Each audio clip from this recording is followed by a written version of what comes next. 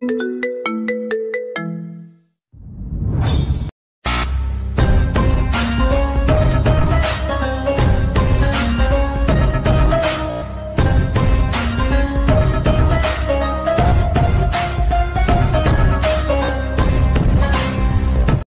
তুই এখন এখানে বসে আছিস? বাসার কাজগুলো কে করবে?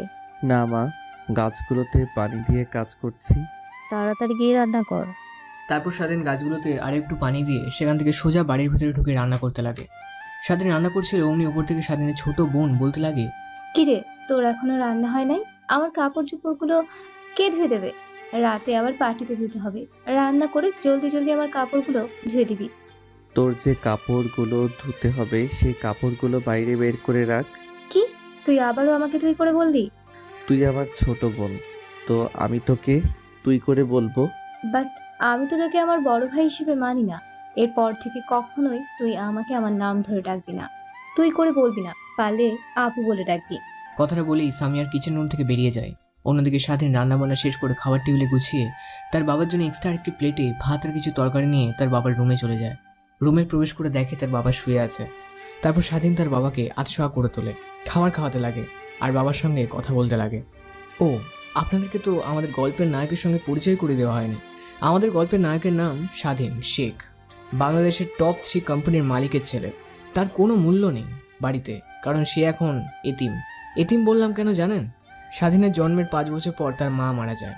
স্বাধীনকে দেখে শোনা করার জন্য স্বাধীনের বাবা দ্বিতীয়বারের মতো বিয়ে করে। প্রথম কয়েক বছর স্বাধীনের সঙ্গে স্বাধীনের সৎ মা অনেক ভালো ব্যবহার করে, বাট যখন তাদের ঘর আলো করে তাদের পুত্র সন্তান হয়, তারপরে থেকে স্বাধীনের সৎ মা স্বাধীনকে দেখতে পারে না। শুধু অবহেলা আর লাঞ্ছনার শিকার হয় স্বাধীন। তার ছোট ভাইয়ের বয়স তখন 2 বছর। তখন একটা কার অ্যাক্সিডেন্টের বাবা প্যালেসড হয়ে যায়। সেই থেকে হাঁটা চলাফেরা করতে পারে না, শুধু মৃত মানুষের মতো শুয়ে থাকে। অন্যের সাহায্য ছাড়া চলতে ফিরতে পারে না। ডাক্তার বলেছে এখন শুধুমাত্র আল্লাহ ওনাকে বাঁচিয়ে রাখতে পারে। যদি ভাগ্যক্রমে আবারও ওনার অর্গান চালু হয় তাহলে এটা মিরাকেল হবে। এদিকে স্বাধীন তার বাবাকে খাইয়ে রুম থেকে বেরিয়ে যায়। স্বাধীন তার বাবার রুম থেকে বেরিয়ে খাবার টেবিলের দিকে যেতে থেকে স্বাধীনের সৎমা ওর ছোট ভাই আর বোন খাবার খাচ্ছে। স্বাধীন ওদের কাছে যেতেই স্বাধীনের ছোট বোন বলতে লাগে, যা তো, তুই গিয়ে আমার কাপড় চোপড়গুলো এখন ধুয়ে দিয়ে আয়, শুকিয়ে গেলে পরে ইস্ত্রি করে দিবি। তারপর স্বাধীন প্লেটটা রেখে সোজা সামিয়ার রুমে গিয়ে কাপড় চোপড় নিয়ে ধুয়ে দিতে লাগে। তারপর ছাদে গিয়ে কাপড় চোপড়গুলো নেড়ে দিয়ে পুনরায় নিচে চলে আসে। অন্যদিকে খাবার খেয়ে স্বাধীনের সৎমা অফিসে চলে যায়। স্বাধীনের ছোট ভাই আর বোন দুজনেই কলেজে চলে যায়। এখন পুরো বাসাটা ফাঁকা। তারপর স্বাধীন খাবার টেবিলে বসে খাওয়া দাওয়া করে। তার রুমে গিয়ে বই বের করে পড়তে লাগে। তোরা এতগুলো ছেলে হয়ে একটা ছেলের সঙ্গে পারলি না? আমি টাকা দিয়ে এগুলো কাদেরকে পুষছি? 7 দিনের মধ্যে যদি ওই ছেলেকে ধরে আনতে না পারিস তাহলে তোদের কিন্তু শেষ করে ফেলবো। না বস, আমাদের প্রত্যেকটা ছেলেকে লাগিয়ে দিয়েছি, 7 দিনের আগে ছেলেটাকে খুঁজে বের করব। আমার শত শত কোটি টাকার মালামাল শালার পর 2 মিনিটে নষ্ট করে দিয়েছে। নিজেও জানে না কত বড় ভুল করেছে। ওকে যে কয় টুকরো করবো পেলে। অন্যদিকে স্বাধীনের পড়তে পড়তে দুপুর হয়ে যায়। তারপর রুম থেকে বেরিয়ে ছাদ থেকে তার বোনের কাপড় চোপড় নিয়ে এগুলো আসে, ইস্ত্রি নিয়ে সুন্দর করে গুছিয়ে রেখে দেয়। তারপর কিচেন রুমে গিয়ে রান্না করতে লাগে। স্বাধীন কিচেন রুমে বসে রান্না করছিল, হঠাৎ কে যেন বাড়ির বাইরে এসে দরজায় কড়া নাড়তে লাগে। স্বাধীন তড়িঘড়ি নিয়ে কিচেন রুম থেকে বেরিয়ে দরজা খুলে দিয়ে দেখে ওর ছোট ভাই। কিছু বুঝে ওঠার আগেই স্বাধীনকে ধাক্কা দিয়ে সে রুমের ভেতরে চলে যায়। স্বাধীন তো পুরো অবাক, কারণ এই পুরো বাড়িটাতে সবাই স্বাধীনকে ঘৃণা করলেও ওর ছোট ভাই কখনো ওকে ঘৃণা করে না। বাট আজকে ওর কাছ থেকে এমন ব্যবহার আশা করেনি স্বাধীন। আপনাদেরকে তো বলতে ভুলে গেছি, স্বাধীনের ছোট বোনের নাম সামিয়া, আর সামিয়ার বড় ভাই স্বাধীনের ছোট ভাই, সেটার নাম মুস্তাফিজুর। তারপর স্বাধীন পুনরায় কিচেন রুমে গিয়ে রান্না করতে লাগে। রান্না করা শেষ হলে স্বাধীন খাবারগুলো টেবিলে নিয়ে গিয়ে গুছিয়ে রাখতে লাগে। তারপর স্বাধীন তার ভাইয়ের রুমের দিকে অগ্রসর হয় কি হয়েছে তা জিজ্ঞেস করার জন্য। রুমের বাইরে থেকে অনেকবার দরজা কড়া নাড়ার পরও এই পাশ থেকে কোনো শব্দ আসে না। স্বাধীনের অনেক ভয় হতে লাগে। কি করবে স্বাধীন বুঝতে না পেরে বেসমেন্ট থেকে একটা হাতুড়ি নিয়ে এসে দরজার লক ভাঙতে লাগে। দরজায় হাতুড়ি দিয়ে পিটাতে এক পর্যায়ে দরজার লক ভেঙে দরজা খুলে যায়। স্বাধীন তো ঘরের ভেতরে ঢুকে পুরোটা অবাক হয়ে যায়। ভাই তোর কি হয়েছে? এমন কাজ করতে গেলি কেন? কি হয়েছে বুঝতে পারছে না তো? হ্যাঁ, স্বাধীনের ছোট ভাই রুমের ভিতরে এসে বিষ পান করেছে। তারপর স্বাধীন তার ভাইকে কোলে তুলে নিয়ে বাসায় নিচে এসে গাড়ি করে হাসপাতালের উদ্দেশ্যে রওনা হয়। তারপর স্বাধীন এক হাত দিয়ে ড্রাইভ করছে আর অন্য হাত দিয়ে ফোন বের করে তার সৎমা আর ছোট বোনকে ফোন করছে। বাট দুজনের কেউই ফোন রিসিভ করছে না, বারবার শুধু ফোন কেটে দিচ্ছে। স্বাধীন সেদিকে আর কোনো ভ্রুক্ষেপ না দিয়ে ফুল মনোযোগ দিয়ে গাড়ি চালানোর দিকে। একটু পর গাড়ি এসে ব্রেক করে হাসপাতালের সামনে। তারপর স্বাধীন নার্স ডাক্তারকে ডাকতে লাগে। প্লিজ আমার ভাইকে বাঁচান আপনারা। কি হয়েছে? ওনার মুখ দিয়ে ফেনা বের হচ্ছে কেন? বিষ খেয়েছে। তারপর ডাক্তার তড়িঘড়ি করে মুস্তাফিজুরকে একটা চেম্বারে নিয়ে যায়। অন্যদিকে স্বাধীন বাইরে বসে আছে, মাথা নিচু করে বসে আছে। একটা ডাক্তার রুম থেকে বের হতে স্বাধীন দৌড়ে ডাক্তারের কাছে গিয়ে বলতে লাগে, এখন আমার ভাই কেমন আছে? দেখুন, ওনাকে ওয়াশ করা হয়েছে। ওনার পেট থেকে সম্পূর্ণ বিষ বের করার পরে আপনাকে বলতে পারবো তার কন্ডিশন কি অবস্থায় আছে। কথাটি বলে ডাক্তার সেখান থেকে চলে যায়। অন্যদিকে স্বাধীন চিন্তিত হয়ে চেয়ারে গিয়ে মাথা নিচু করে বসে আছে। এভাবে পেরিয়ে যায় প্রায় 2 ঘন্টা। ডাক্তার রুম থেকে বের হওয়ার নামগন্ধ নিচ্ছে না। স্বাধীন ধীরে ধীরে অনেক চিন্তিত হয়ে যায়। হঠাৎ করে একটা ডাক্তার চেম্বার থেকে বের হতে স্বাধীন দৌড়ে ডাক্তারের কাছে গিয়ে বলতে লাগে, ডাক্তার সাহেব, এখন আমার ভাইয়ের অবস্থা কেমন? আমরা সম্পূর্ণ চেষ্টার উপরে আছি এবং ওনার পেট থেকে সম্পূর্ণ বিষ বের করে ফেলেছি। এখন 24 ঘন্টা না হলে কিছু বলতে পারবো না। বর্তমানে উনি এখন লাইফ সাপোর্টে আছে। ডাক্তার প্লিজ আমার ভাইকে বাঁচান। আপনার যত টাকা লাগে আপনাকে তত টাকাই দেব। দেখুন, এইখানে তো আমাদের হাত নেই। এখন সৃষ্টিকর্তার কাছে প্রার্থনা করা ছাড়া আর কোনো উপায় দেখছি না। ডাক্তারের এমন কথা শুনে স্বাধীন বাকরুদ্ধ হয়ে যায়। পুনরায় চেয়ারের কাছে গিয়ে বসে পড়েন। এভাবেই কখন যে বিকেল হয়ে যায় সেদিন কোনো ভ্রুক্ষেপ নেই। হঠাৎ স্বাধীনের ঘোর ভাঙে তার হাতের ফোনের কল আসতে। ফোনটা উঠিয়ে দেখে স্বাধীনের সৎমা ফোন করেছে।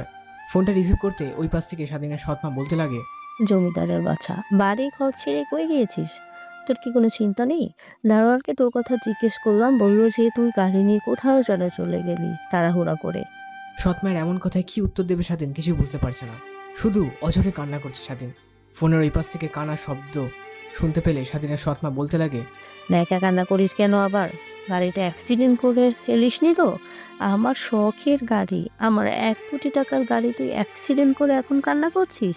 মা, ছোট ভাই বিষ খেয়েছে আর তাকে নিয়ে হাসপাতালে। কথাটা শুনে স্বাধীনের মায়ের হাত থেকে ফোন পড়ে যায়। তারপর ফোনটা তুলে সে স্বাধীনকে উদ্দেশ্যে করে বলে, এখন তোরা কোন হসপিটালে আছিস? আমি তোমাকে অ্যাড্রেসটা টেক্সট করে পাঠিয়ে দিয়েছি। তারপর স্বাধীন তার ভাই যে হাসপাতালে ভর্তি সেই হাসপাতালের ঠিকানাটা তার মায়ের ফোনে টেক্সট করে পাঠিয়ে দেয়। তারপর স্বাধীন পুনরায় সেখানেই বসে পড়ে। স্বাধীন বসেছিল তখন এই স্বাধীনের কাছে একটা নার্স এসে বলতে লাগে, আপনি রোগীর কি হন? রোগী আমার ছোট ভাই হয়। রোগীর 2 ব্যাগ রক্ত লাগবে। আমি দেব রক্ত? শুধু দেব বললে তো হবে না, রোগীর সঙ্গে আপনার রক্তের ম্যাচ থাকতে হবে। ওর আর আমার রক্ত একই গ্রুপের। ও, তাহলে আসেন। তারপর স্বাধীন নার্সের সঙ্গে গিয়ে 2 ব্যাগ রক্ত দিয়ে পুনরায় এসে তার সিটে বসতে যাবে, অমনি তার মা তার কাছে এসে ঠাস ঠাস করে 2টো থাপ্পড় লাগিয়ে দেয়। স্বাধীন হঠাৎ থাপ্পড় খেয়ে ফ্লোরে পড়ে যায়। 2 ব্যাগে রক্ত দেওয়াতে তার শরীর অনেকটাই ক্লান্ত। এমন অবস্থাতে স্বাধীনকে উদ্দেশ্য করে স্বাধীনের সৎমা বলতে লাগে, তার বাচ্চা তো সাহস করে হয় আমার ছেলেকে বিষ খাওয়ানোর, আবার এসে তুই হাসপাতালে ভর্তি হয়েছিস? মা, আপনি আমাকে ভুল বুঝছেন। আমি কেন আমার ছোট ভাইকে বিষ খাওয়াতে যাব? আমি ভালো করে জানি আমার ছেলে হাসি খুশিভাবে চলাফেরা করে, ও কেন বিষ খেতে যাবে? ইভেন আজকে সকালেও একসঙ্গে খাবার টেবিলে খাবার খেলাম হাসি খুশিভাবে। হঠাৎ করে ওর মনোভাব এমন হবে কেন? তোকে আমি পুলিশে দেব, শুধু একবার ছেলে সুস্থ হয়ে উঠুক তারপর। অন্যদিকে স্বাধীন দোষীর মতো মাটির দিকে তাকিয়ে আছে আর অঝরে চোখ বেয়ে জল বেরোচ্ছে। এত বছর ধরে তার সঙ্গে রয়েছি আর এটুকু আমাকে চিনলো? বারবার শুধু এমন চিন্তা ভাবনায় ঘুরছে স্বাধীনের মাথা। তারপর সেইখানে আর দাঁড়িয়ে না থেকে স্বাধীন গাড়িটা নিয়ে সোজা বাসায় চলে যায়। তারপর তার রুমে গিয়ে ফ্রেশ হয়ে খাবার টেবিল থেকে কিছু খাবার নিয়ে তার বাবার রুমে চলে যায়। স্বাধীন তার বাবার রুমের ভেতরে ঢুকে দেখেন তার বাবা ঘুমাচ্ছে। হালকাভাবে ডাক দিতে তার বাবার ঘুম ভেঙে যায়। তারপর স্বাধীন তার বাবাকে খাইয়ে দিতে লাগে আর বলতে লাগে, জানো বাবা, ছোট ভাই আজকে বিষ খেয়েছে। কেন খেয়েছে জানি না, কিন্তু অযথাই মা আমাকে মিথ্যার দোষারোপ দিচ্ছে। ভাইয়ের অবস্থাও তেমন একটা ভালো না, ডাক্তার বলল। তার শরীর থেকে অনেকটাই রক্ত বের করে নেওয়া হয়েছে।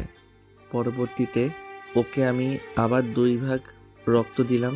ভাবতে অবাক লাগে, এত বছর ধরে তাদের সঙ্গে রয়েছে, তারা আমাকে ভুল বোঝে।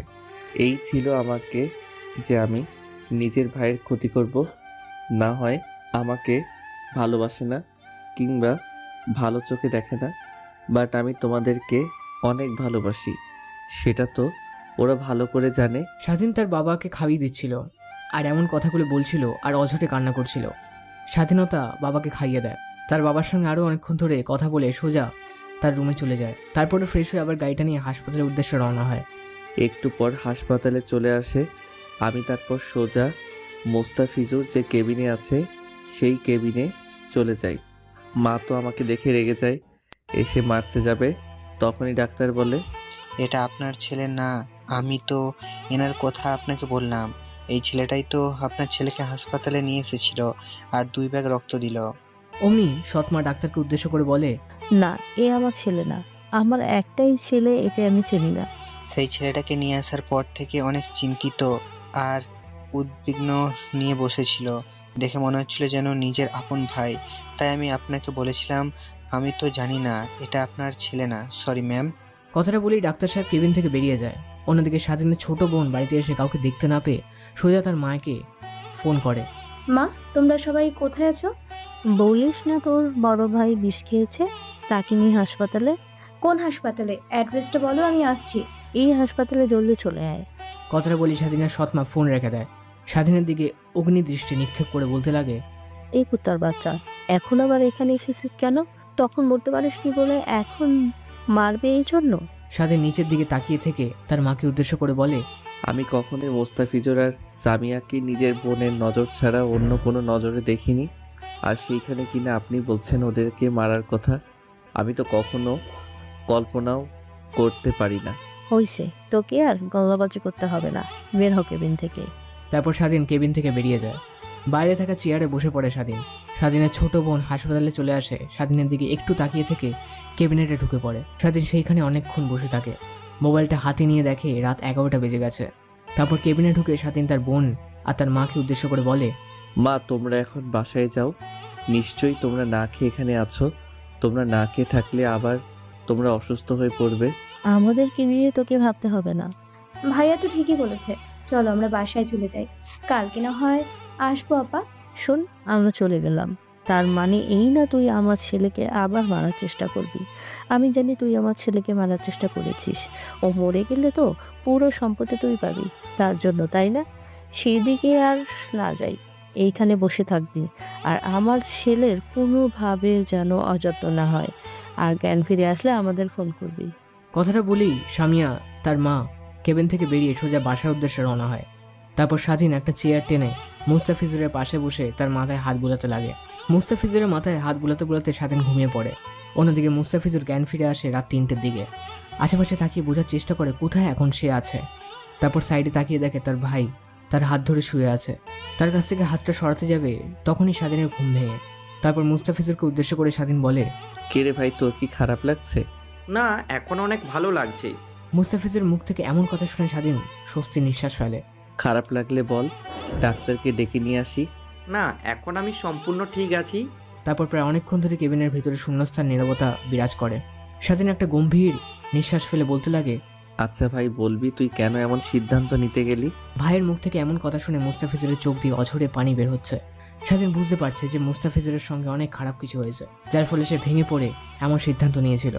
তারপর স্বাধীন মুস্তাফিজুররা হাত চেপে ধরে বলতে লাগে, তুই না আমার কাছে সব কথা খুলে বলিস, বল, কোনো সমস্যা নেই। স্বাধীনের এমন কথা শুনে মুস্তাফিজুর স্বস্তির নিঃশ্বাস ফেলে বলতে লাগে, ভাইয়া, একজনকে আমি অনেক ভালোবাসতাম। ধরতে গেলে আমি আমার নিজের জীবনের থেকেও বেশি। কিন্তু সে আমাকে ভালোবাসেনি, সে ভালোবেসেছে আমার টাকাকে। ও আমার কাছ থেকে অনেক টাকা নিত।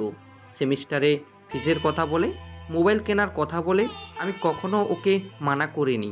কিন্তু আজকে ওর বিয়ে ঠিক হয়েছে, দেখলাম অনেক হাসি খুশি ওকে। ওর বিয়ের কথা বলতে ও নাকচ করে।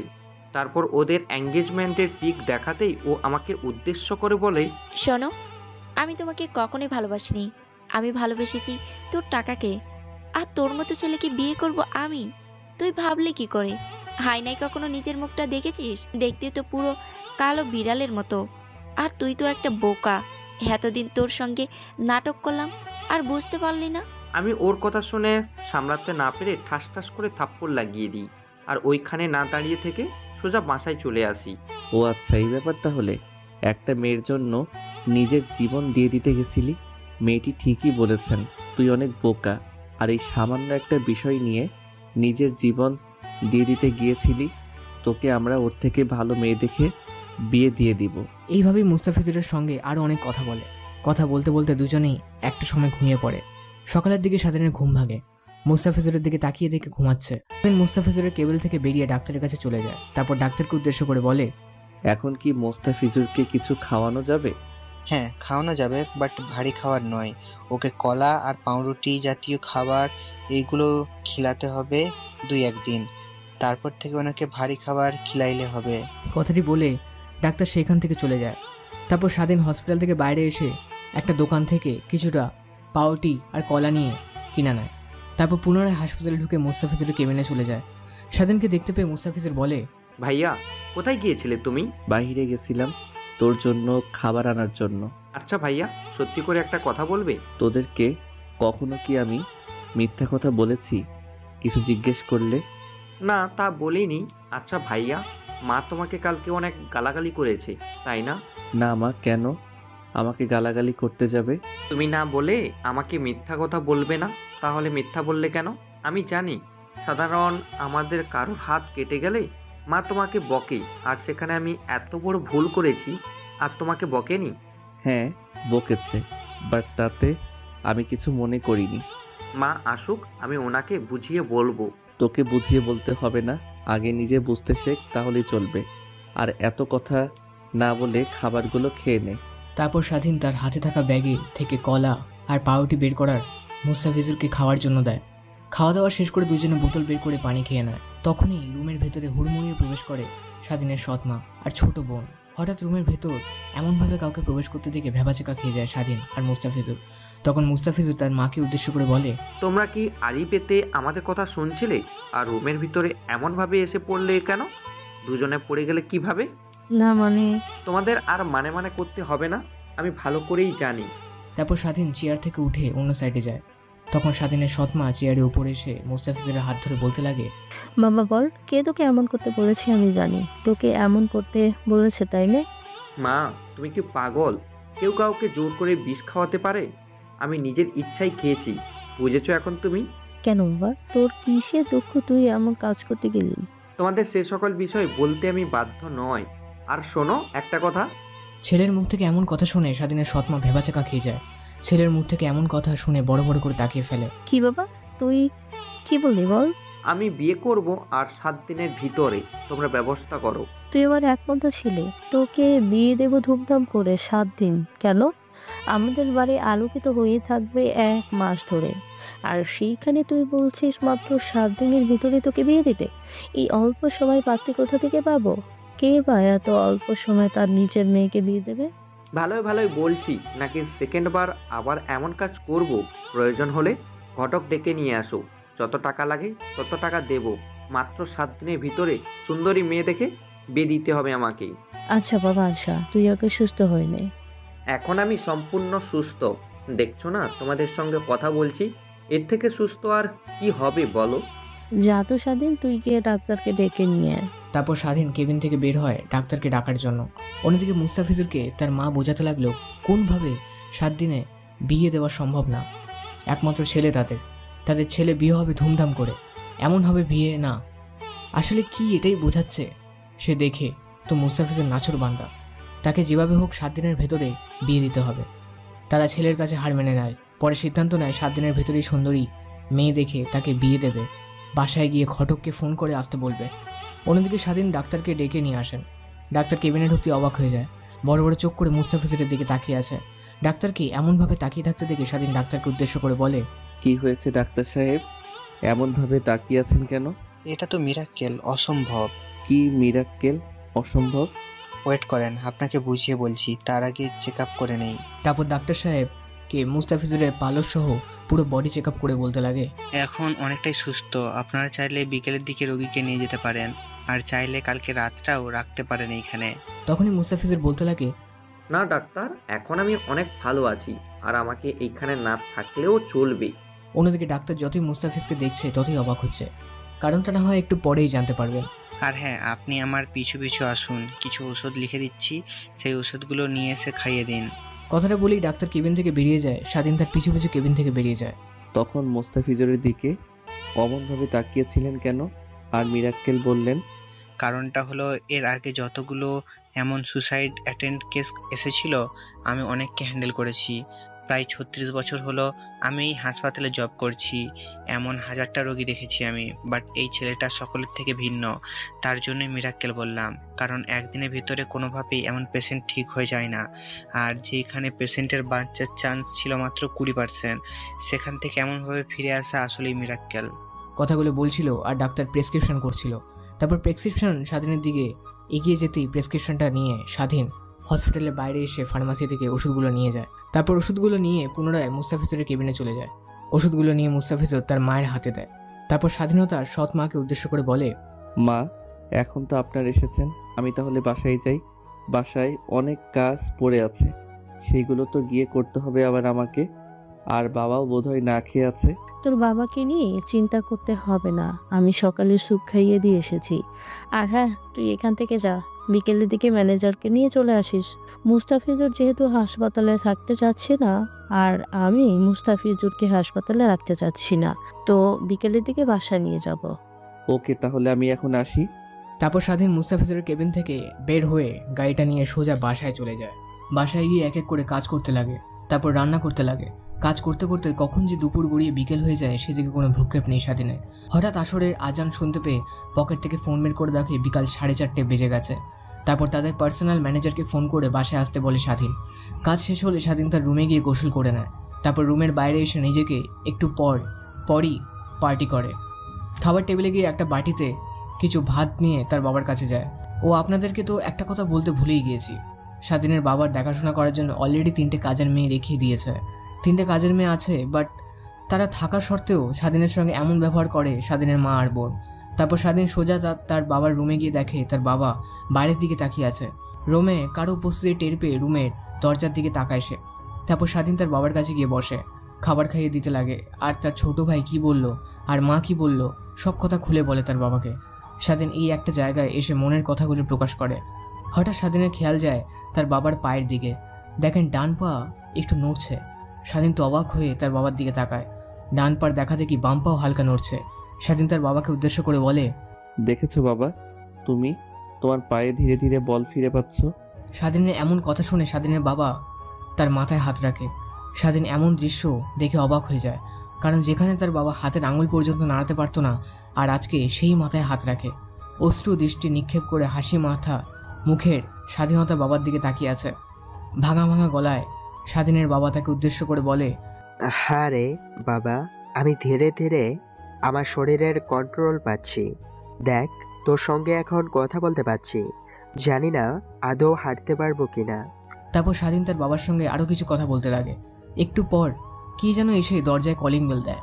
স্বাধীন বুঝতে পারে যে তাদের পার্সোনাল ম্যানেজার চলে এসেছে। তারপর স্বাধীন তার বাবার কাছ থেকে বিদায় নিয়ে তারপর রুম থেকে বেরিয়ে যায়। দরজা খুলে ম্যানেজারকে ওয়েটিং রুমে বসার জন্য বলে। তারপর স্বাধীনতার রুমে গিয়ে ফ্রেশ হয়ে ম্যানেজারকে নিয়ে হসপিটালের উদ্দেশ্যে বেরিয়ে পড়ে। গাড়ি চলছে তার আপন গতিতে। অন্যদিকে আমি জানতাম তোরা কখনোই ওকে খুঁজে পাবি না, আমাকে বাংলাদেশে আসতে হবে। বস, আমরা তো প্রাণপণ লাগিয়ে চেষ্টা করছি। আপনি নিজেও জানেন না যে আমাদের যতগুলো ছেলেপেলে ছিল সবাইকে লাগিয়ে দিয়েছি ওর খোঁজ নেওয়ার জন্য। জানি না শালা কোন গর্তে লুকিয়ে আছে। একবার যদি পাই আমাদের এত খোঁজানোর স্বাদ আগে মিটাবো, তারপরে অন্য কিছু। শুধু বড় বড় কথা, কাজের বেলায় কিছু না। সামনের মাসের 15 তারিখে আমি দেশে ফিরছি। স্বাধীন মন দিয়ে গাড়ি চালাচ্ছিল। হঠাৎ তার ফোনে কি একজন ফোন ধরে। নাম্বারটা দেখে স্বাধীন অবাক হয়ে যায়। প্রথম একবার ফোন কেটে দেয়, দ্বিতীয়বারও ফোন কেটে দেয়। তৃতীয়বারের পর ফোন রিসিভ করে স্বাধীন। ওই পাশ থেকে একটা ছেলে বলতে লাগে, শোন, এতদিন আমরা যার অপেক্ষায় ছিলাম অবশেষে বাংলাদেশে ফিরছে। মানে কি বলতে চাচ্ছিস তুই? আমি কিছুই বুঝি না। শোন, সেই ইমরান খান বাংলাদেশে আসছে 15 তারিখে। আমি ইমরান খানের প্রত্যেকটা ছেলেপেলের ফোন ট্যাগ করেছিলাম, তখন এমন খবর শুনতে পাই আমি। আজকে একের পর এক ভালো খবর শুনতে পাচ্ছি। আজকে আমার লাইফে অনেক সুন্দরতম দিন। কথাগুলো বলছিল আর এক হাত দিয়ে ফোন চালাচ্ছিল। হঠাৎ স্বাধীনের গাড়িতে কে একজন ঢেল মারে। তৎক্ষণাৎ স্বাধীন ফোন রেখে গাড়িটা ব্রেক করে। গাড়িটা থেকে বের হয়ে দেখে অনেকগুলো মেয়ে একটা হন্ডার ওপর দাঁড়িয়ে আছে, আর এই রাস্তা দিয়ে যতগুলো প্রাইভেট কার আসছে সেগুলো ঠেল দিচ্ছে। তারপর স্বাধীন তার দিকে এগিয়ে গিয়ে বলতে লাগে, কি হচ্ছে এগুলো? রাস্তার মাঝে এমন গুন্ডামি করছেন? জানেন আমার গাড়ির কত বড় ক্ষতি করে ফেললেন? মেয়েটা স্বাধীনের দিকে কিছুক্ষণ তাকিয়ে থেকে বলতে লাগে, দেখতে তো পুরো নায়কের মতো। ভেবেছি তুই বোধহয় এই গাড়ির মালিক। তা তুই ড্রাইভার আগে জানিয়ে তো। এই মাহি, ওকে কিছু টাকা দিয়ে দে, গ্লাসটা সরিয়ে নিবে। আসলে আপনারা যা ভাবছেন তা না, শুধুমাত্র লুকিং গ্লাস ভেঙে গেছে। তারপর স্বাধীনের মুখে ওপর অনেকগুলো টাকা ছুঁড়ে পারে পপি। টাকা পেয়েছিস? যা এখান থেকে। তারপর স্বাধীন মাটি থেকে টাকাগুলো কুড়িয়ে পুনরায় পপির দিকে ছুঁড়ে মারে। এই নে তোর টাকা। আর হ্যাঁ, কি যেন বললি? আমি ড্রাইভার? আমি ড্রাইভার না, আমি এই গাড়ির মালিক। আর রাস্তার মাঝে এমন করছিস, অনেক ভালো লাগছে তোকে। ভাই ভাবছিস তো? তোরাই হলো মেয়েজাতি নামে কলঙ্ক। যেই মেয়ের জাতকে আমরা সবসময় সম্মান করি, তোদের মতো কিছু মেয়ের জন্য সে জাতের নাম নিচু হচ্ছে ধীরে ধীরে। ছেলেদের মতো প্যান্ট পরেছিস, শার্ট পরেছিস, লজ্জা করছে না তোদের?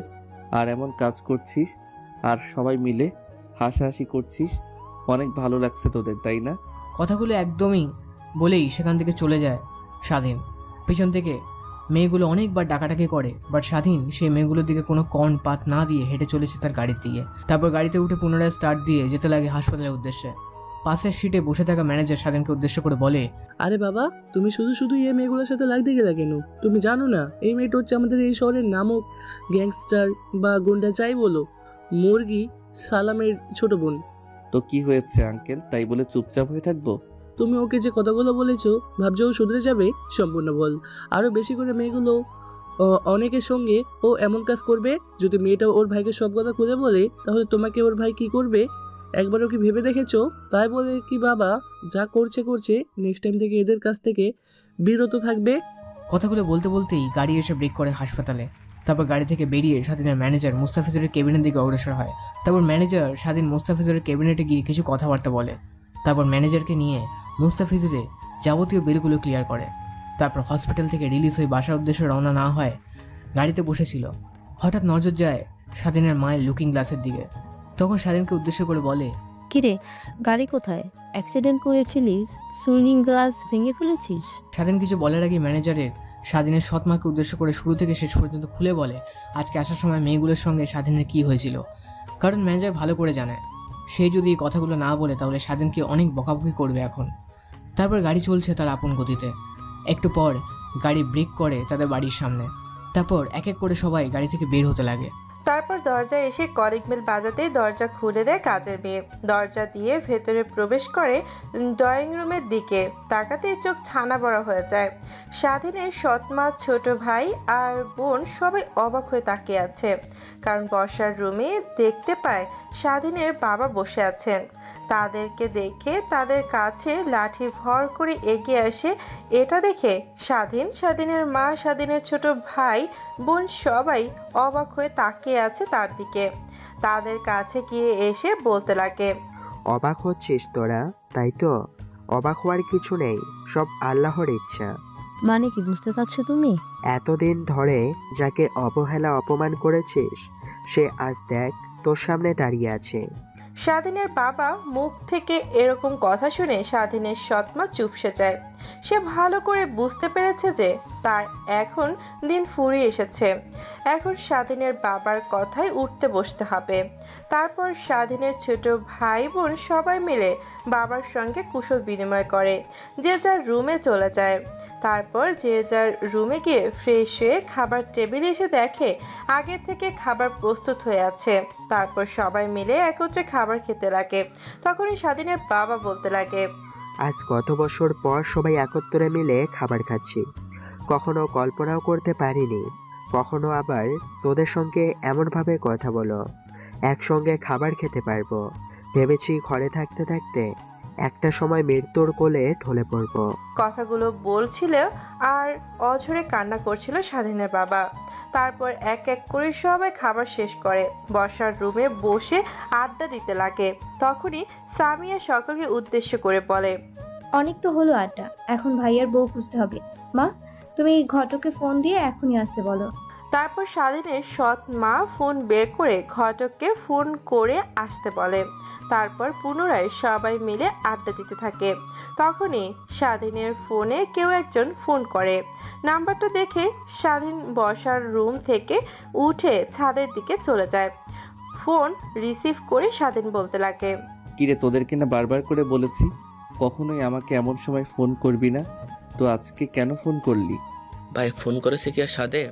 আজকে আরও একটা বড় সুসংবাদ আছে আমেরিকা থেকে। ইমরান, শোনা গেছে ওরা নাকি পারমাণবিক অস্ত্র বানানোর জন্য নিউক্লিয়াস কিনে আনছে আমেরিকার কাছ থেকে। তারা সাধারণ বোমা বানিয়ে দেশের শত শত প্রাণ নষ্ট করে দিয়েছে। না জানি ওরা নিউক্লিয়াস বোমা তৈরি করলে এই বাংলাদেশের কি অবস্থা করবে। ওদেরকে যেভাবেই হোক আটকাতে হবে। আর ওদের কার্গো শিপ কখন এসে বন্দরে পৌঁছাবে? ভাই গোপন সূত্রে খবর পেয়েছি যে একটা কার্গো শিপটা চট্টগ্রামে এসে পৌঁছাবে রাত্রে 3টার দিকে। আর আপনি তো কোনোভাবেই ঢাকা থেকে চট্টগ্রামে এই অল্প সময়ের মধ্যে আসতে পারবেন না। সৌরভের এমন কথা শুনে স্বাধীন মুচকি হেসে বলতে লাগে, তোরা আমার শান্তশিষ্ট চেহারার পিছনে যে ভয়ঙ্কর রূপ লুকিয়ে আছে তা কখনো দেখিসনি। 3টায় তাদের শিফট আসবে, তাই তো? দেখবি যে আমি 2টার দিকে পৌঁছে গেছি। ওকে ভাই, তাহলে আমরা কিন্তু আপনার আসার অপেক্ষায় থাকবো। ফোনটা কেটে স্বাধীন পেছনের দিকে ফিরতে অবাক হয়ে যায়। চমকে উঠে থতমত খেয়ে বলতে লাগে, কি রে ভাই, তুই এইখানে? না মানে তুমি একটা ফোন পেয়ে তড়িঘড়ি করে উঠে আসলে, তাই ভাবলাম কোনো ব্যাড নিউজ আছে কি না, তার জন্যই উঠে আসলাম। কি হয়েছে ভাইয়া? তোমাকে তো চিন্তিত দেখাচ্ছে কেন? কিছুই না, তুই তো জানিস আমি লুকিয়ে লুকিয়ে কলেজে পড়ি। একটা ফ্রেন্ড ফোন করেছিল, ওরা বলল কালকে নাকি ওরা চট্টগ্রাম যাবে ঘুরতে। আমাকেও যেতে বলল, বাট কিভাবে মাকে না বলে যাইবো বল? কেন ভাইয়া, কি হয়েছে? তুমি ঘুরতে যেতে পারবে না? আমি মাকে ম্যানেজ করব, তুমি কালকে সকালের দিকে বেরিয়ে পড়ো। না রে ভাই, ওরা আজকে রাত 12টার দিকে রওনা দিবে। তো কি হয়েছে, রুমে গিয়ে সব কিছু গুছিয়ে নাও, 12টার দিকে বেরিয়ে যেও। তারপর মোস্তাফিজের সঙ্গে আরো কিছু কথা বলে ছাদ থেকে নেমে আসে স্বাধীন আর মোস্তাফিজুর। বসার রুমে এসে দেখে ঘটক এসে বসে আছে। স্বাধীনের মা এক এক করে ছবি দেখছে। তখনই স্বাধীন আর মোস্তাফিজুরকে দেখতে পেয়ে স্বাধীনের মা বলতে লাগে, বাবা দেখ তো এই ছবিগুলোর ভিতরে তোর কোন মেয়েকে ভালো লাগে? তারপর মোস্তাফিজুর এক এক করে ছবিগুলো হাতে নিয়ে দেখতে লাগে। হঠাৎ করে একটা ছবি দেখে মোস্তাফিজুর চমকে যায়। ছবিটা ঘটকের দিকে এগিয়ে দিয়ে বলে, আমি ওই মেয়েটাকে বিয়ে করব।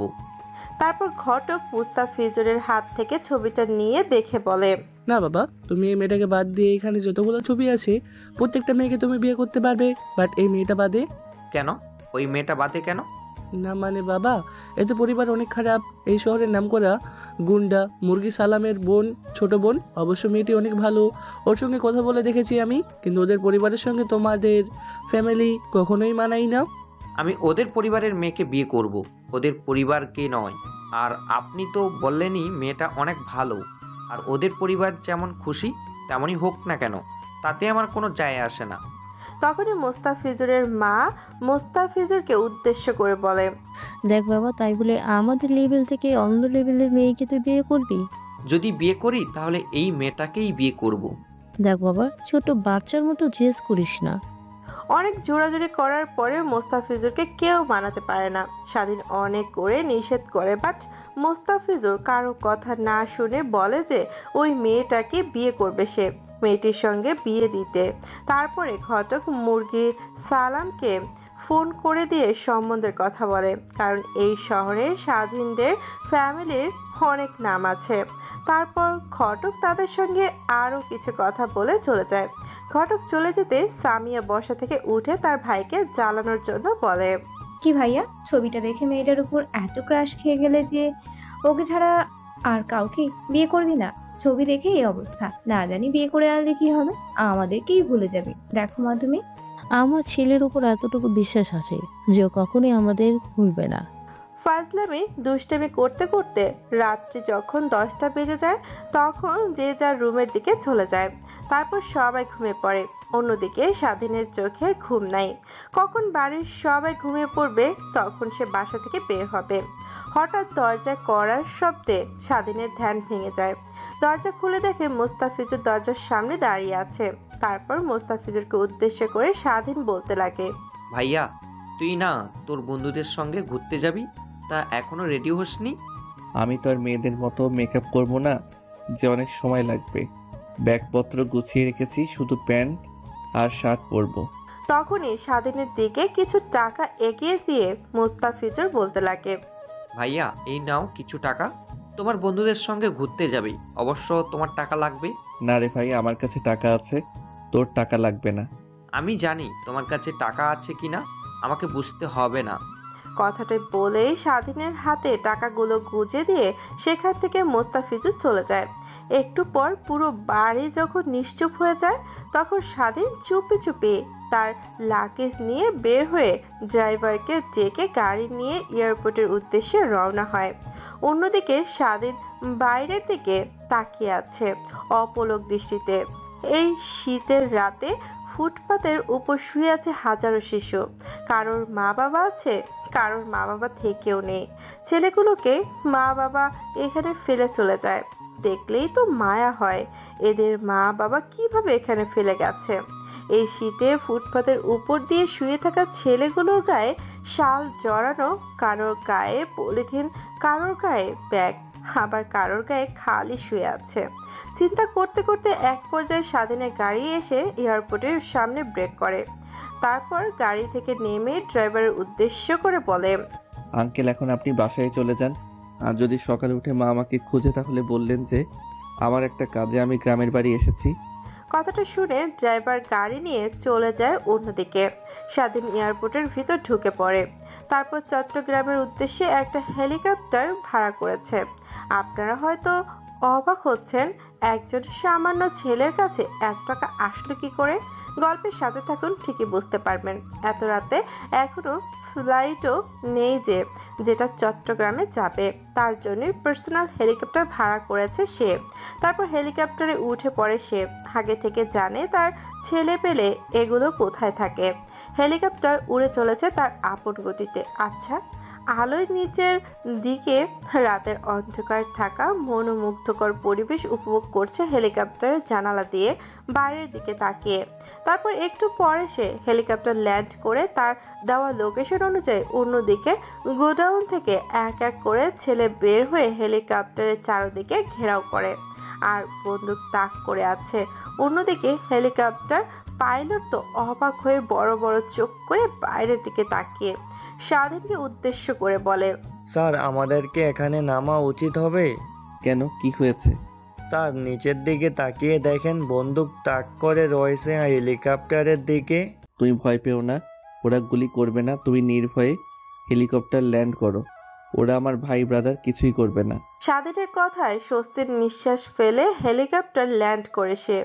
তারপর স্বাধীন গেট খুলে বাইরে বের হতে সবাই বন্দুক নামিয়ে নেয়। ছেলেগুলোর মধ্যে থেকে একটা ছেলে এসে বলতে লাগে, ভাই, আমি তো কখনো বিশ্বাস করিনি যে আপনি চলে আসবেন।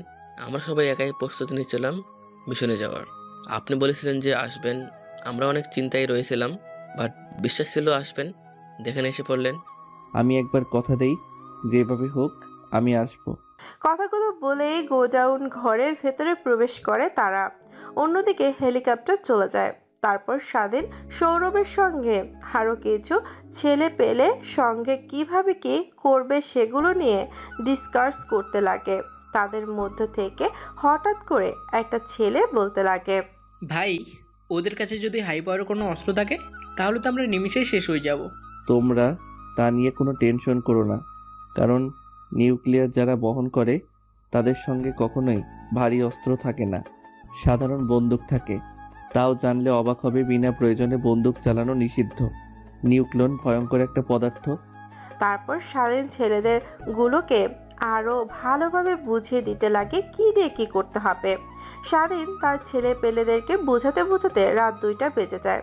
তারপর তারা গোডাউন ঘর থেকে বের হয়ে গাড়ি নিয়ে বন্দরের উদ্দেশ্যে রওনা হয়। তারপর লুকিয়ে লুকিয়ে সবাই বন্দরে প্রবেশ করে। স্বাধীনের প্ল্যান অনুযায়ী যে যার জায়গায় গিয়ে লুকিয়ে পড়ে।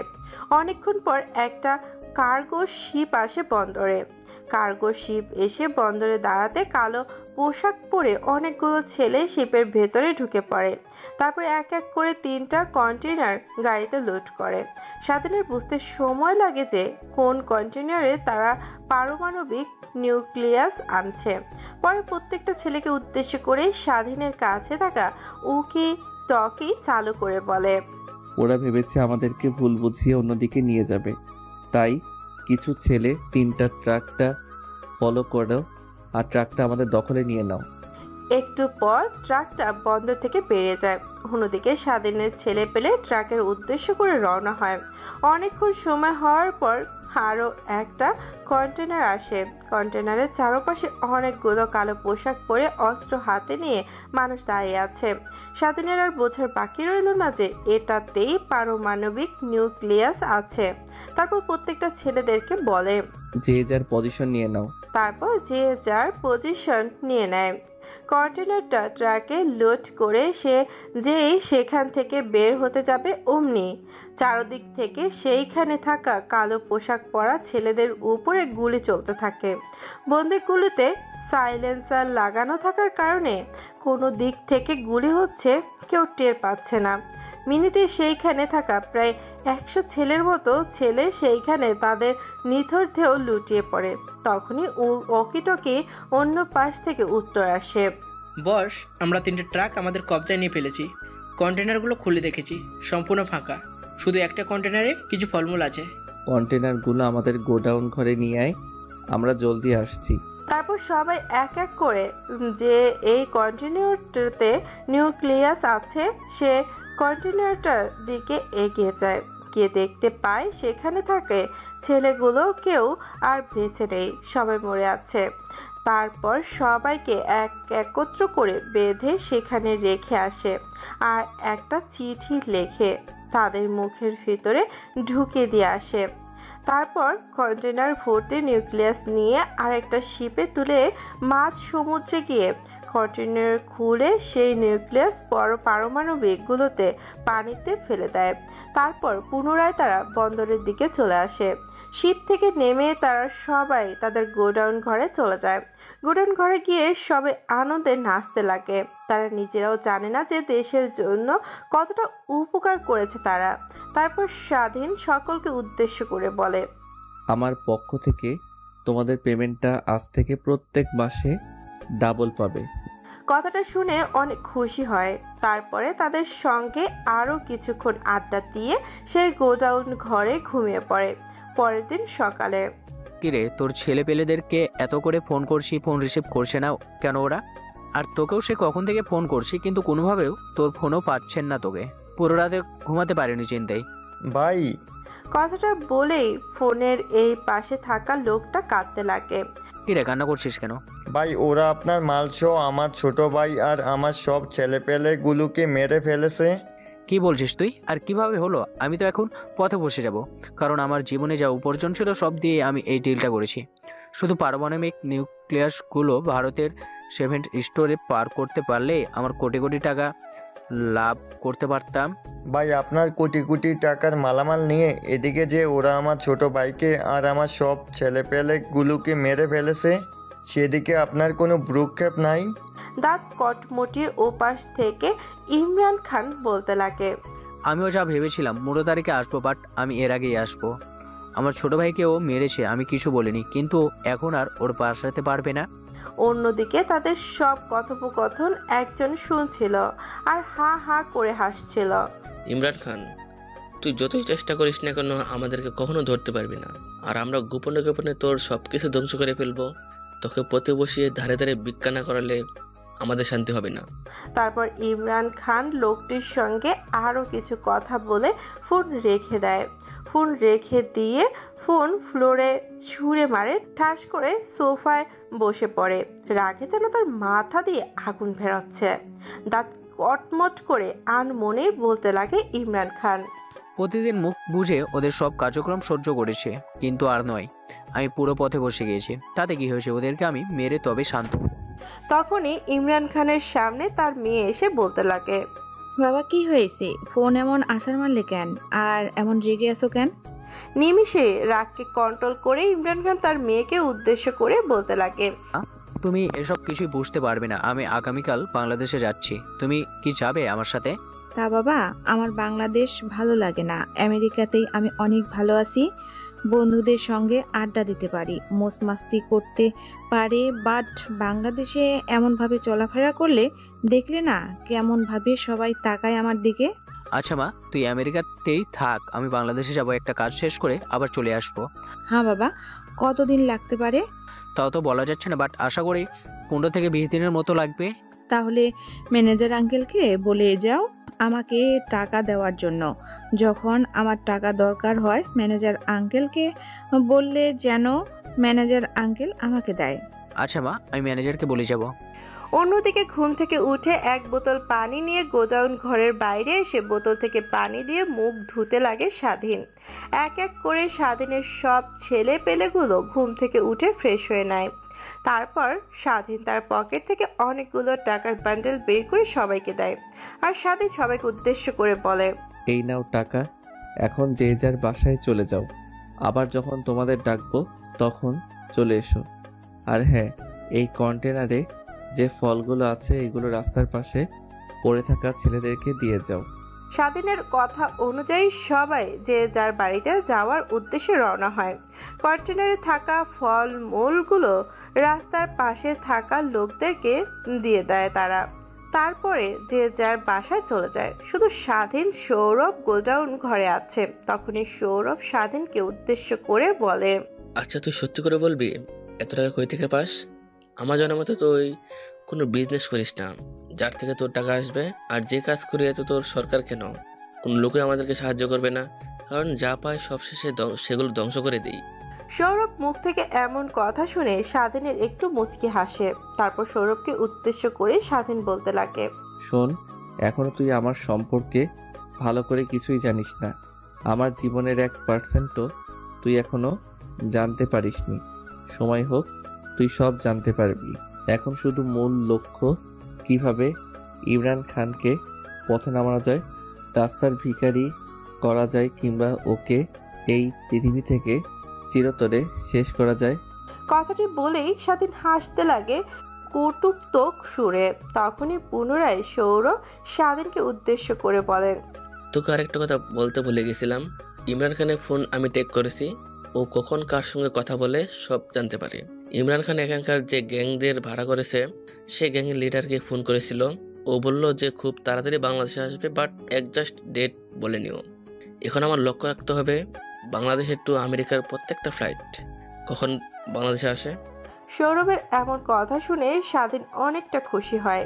তারপর পকেট থেকে 2টা টাকার বান্ডেল বের করে সৌরভের হাতে দেয়, আর ওকে উদ্দেশ্য করে বলতে লাগে, তুই আমার অনেক হেল্প করেছিস, তুই আমার বন্ধু না ভাই?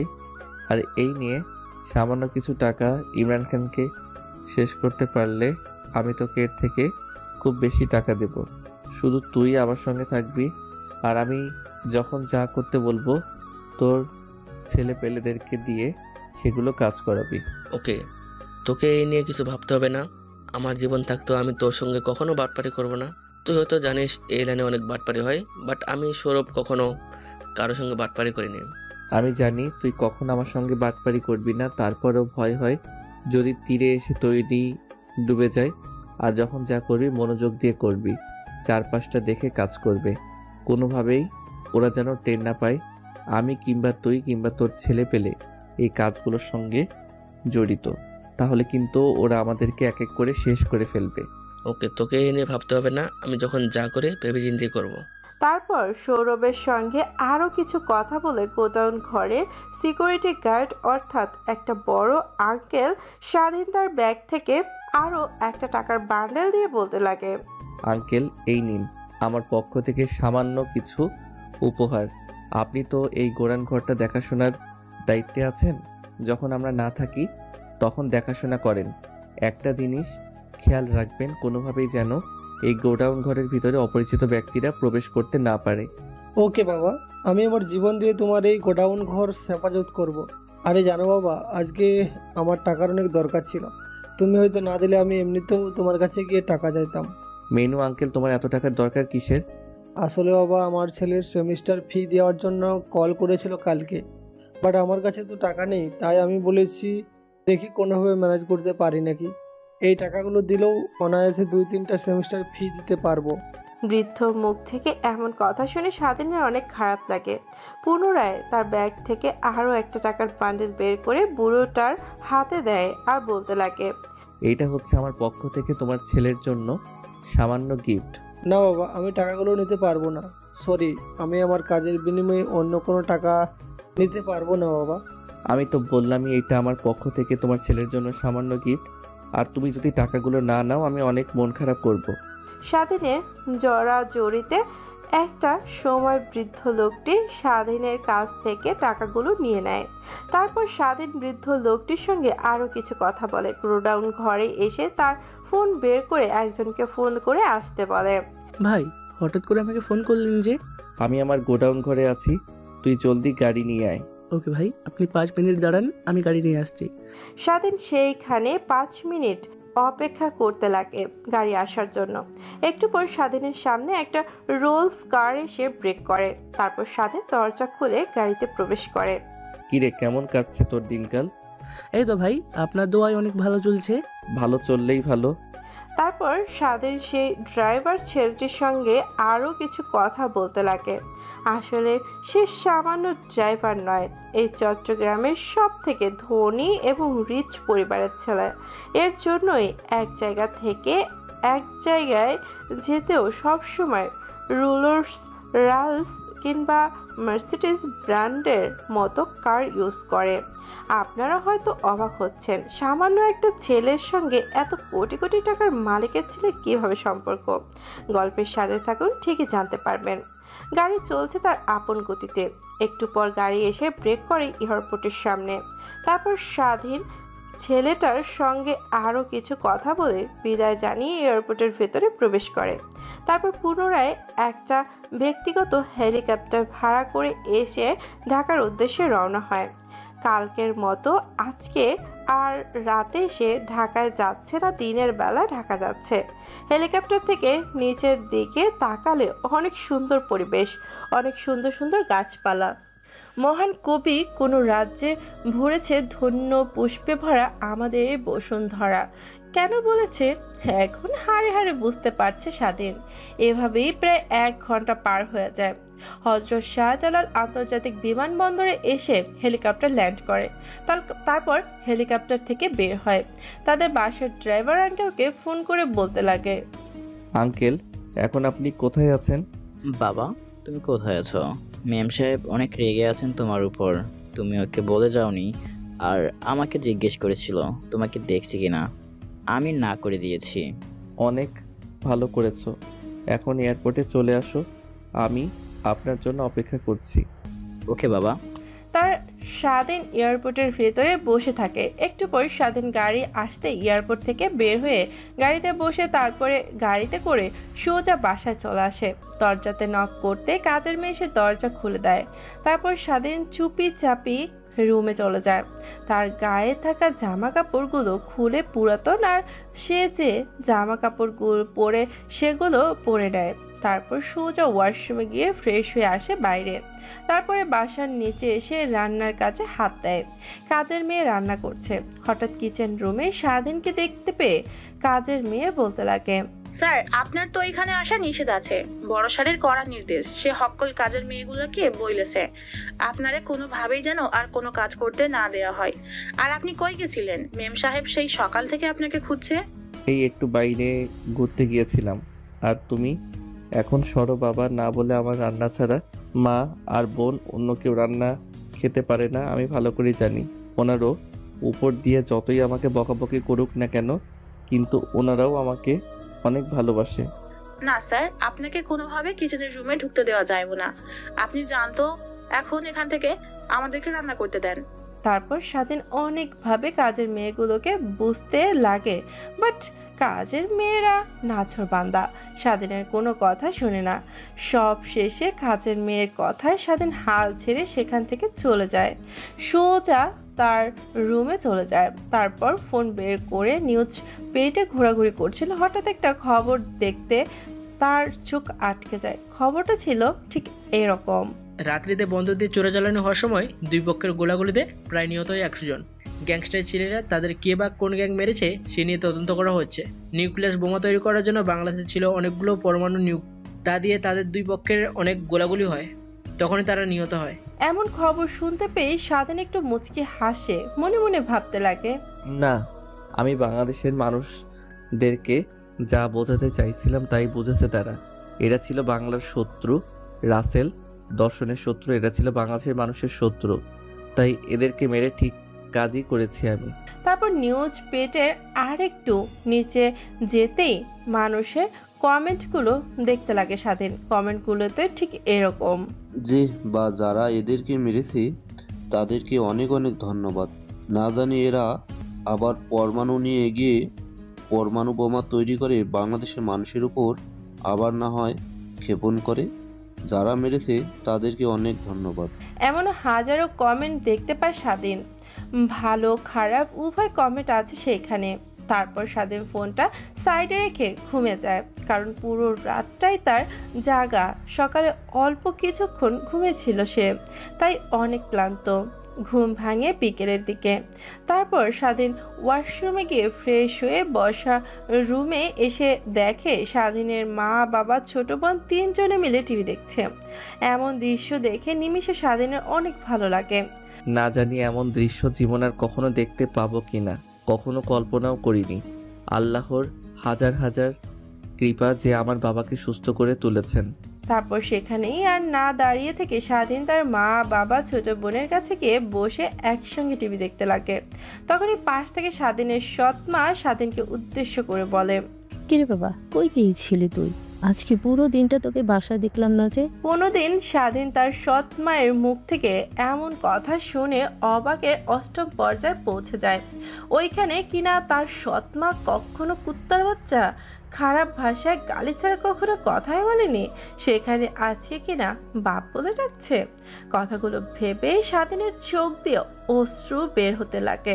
স্বাধীনের সৎ মা সোফা থেকে উঠে স্বাধীনের পা ধরতে যাবে, অমনি স্বাধীন সৎ মার হাত ধরে বলতে লাগে, মা তুমি কি করছো?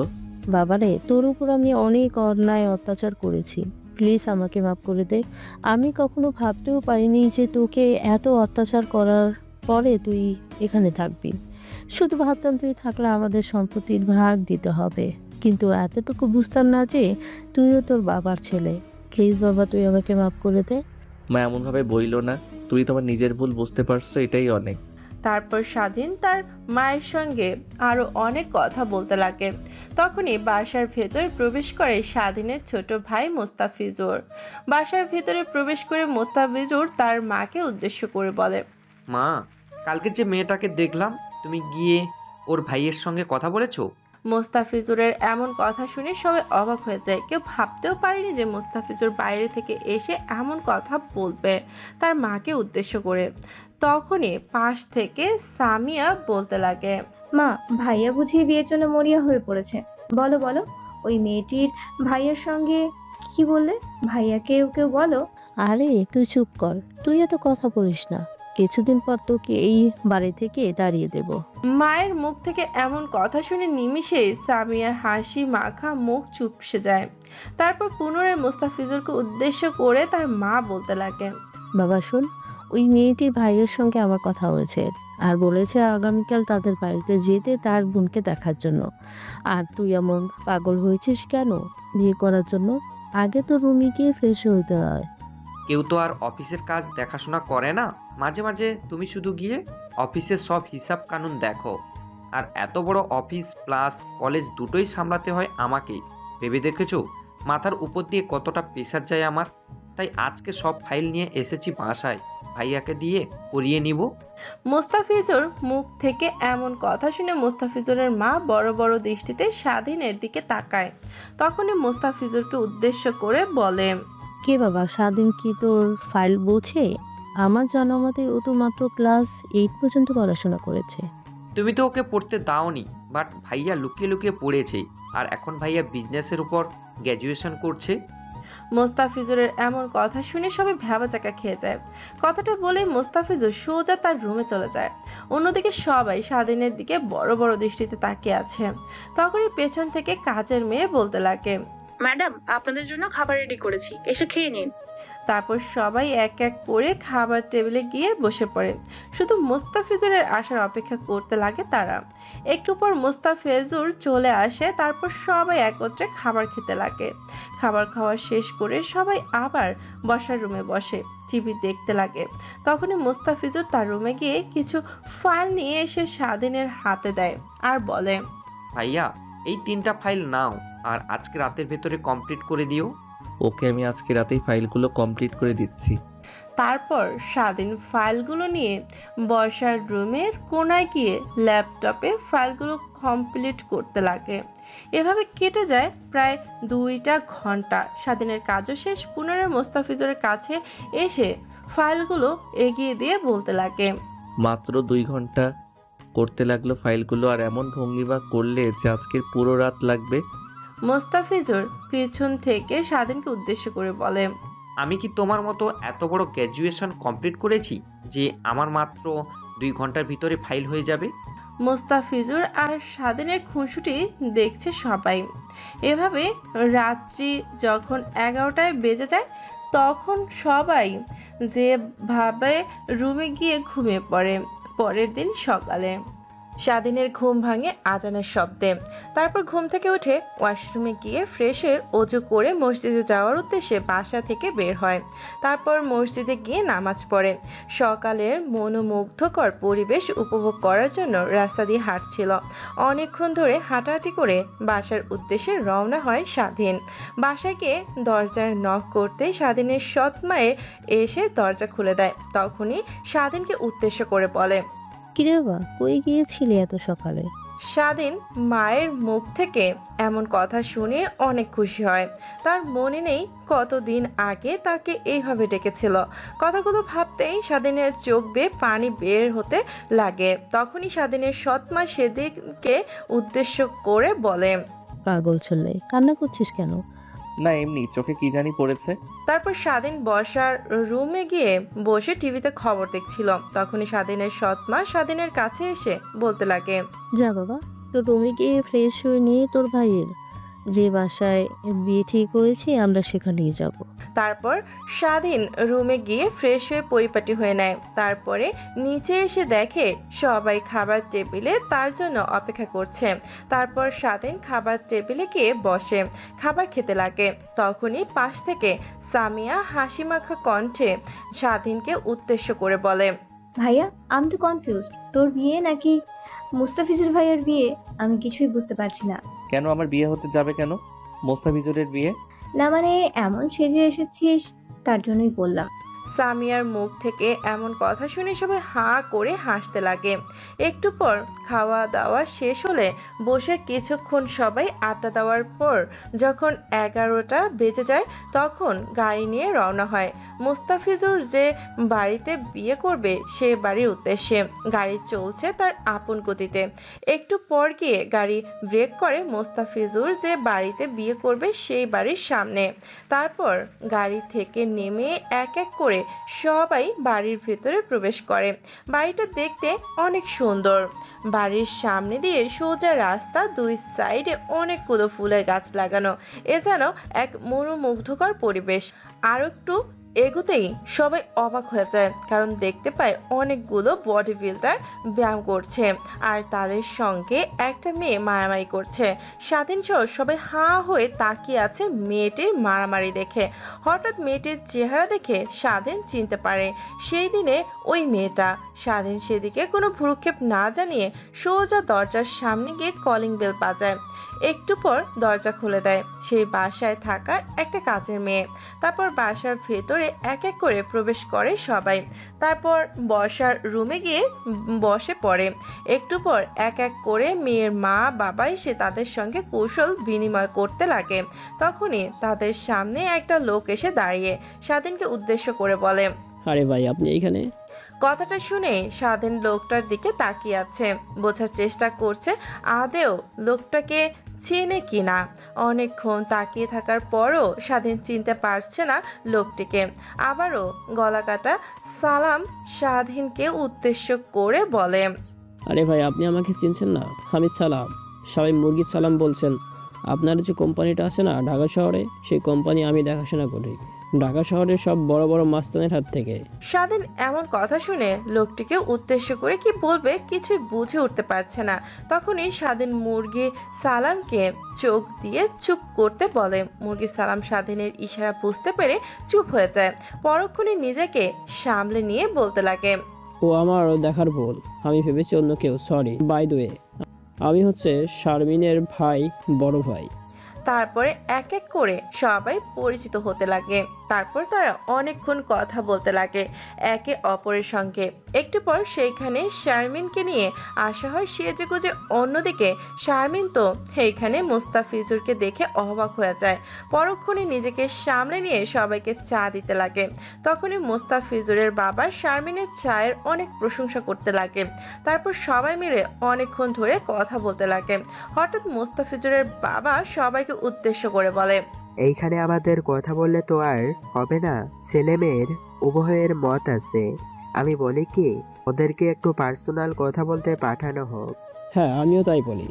তারপরও তারা দুজন উঠে যখন সেইখান থেকে জিতে যাবে তখন স্বাধীনকে উদ্দেশ্য করে মুস্তাফিজুর বলে, ভাইয়া তুমিও আসো আমাদের সঙ্গে।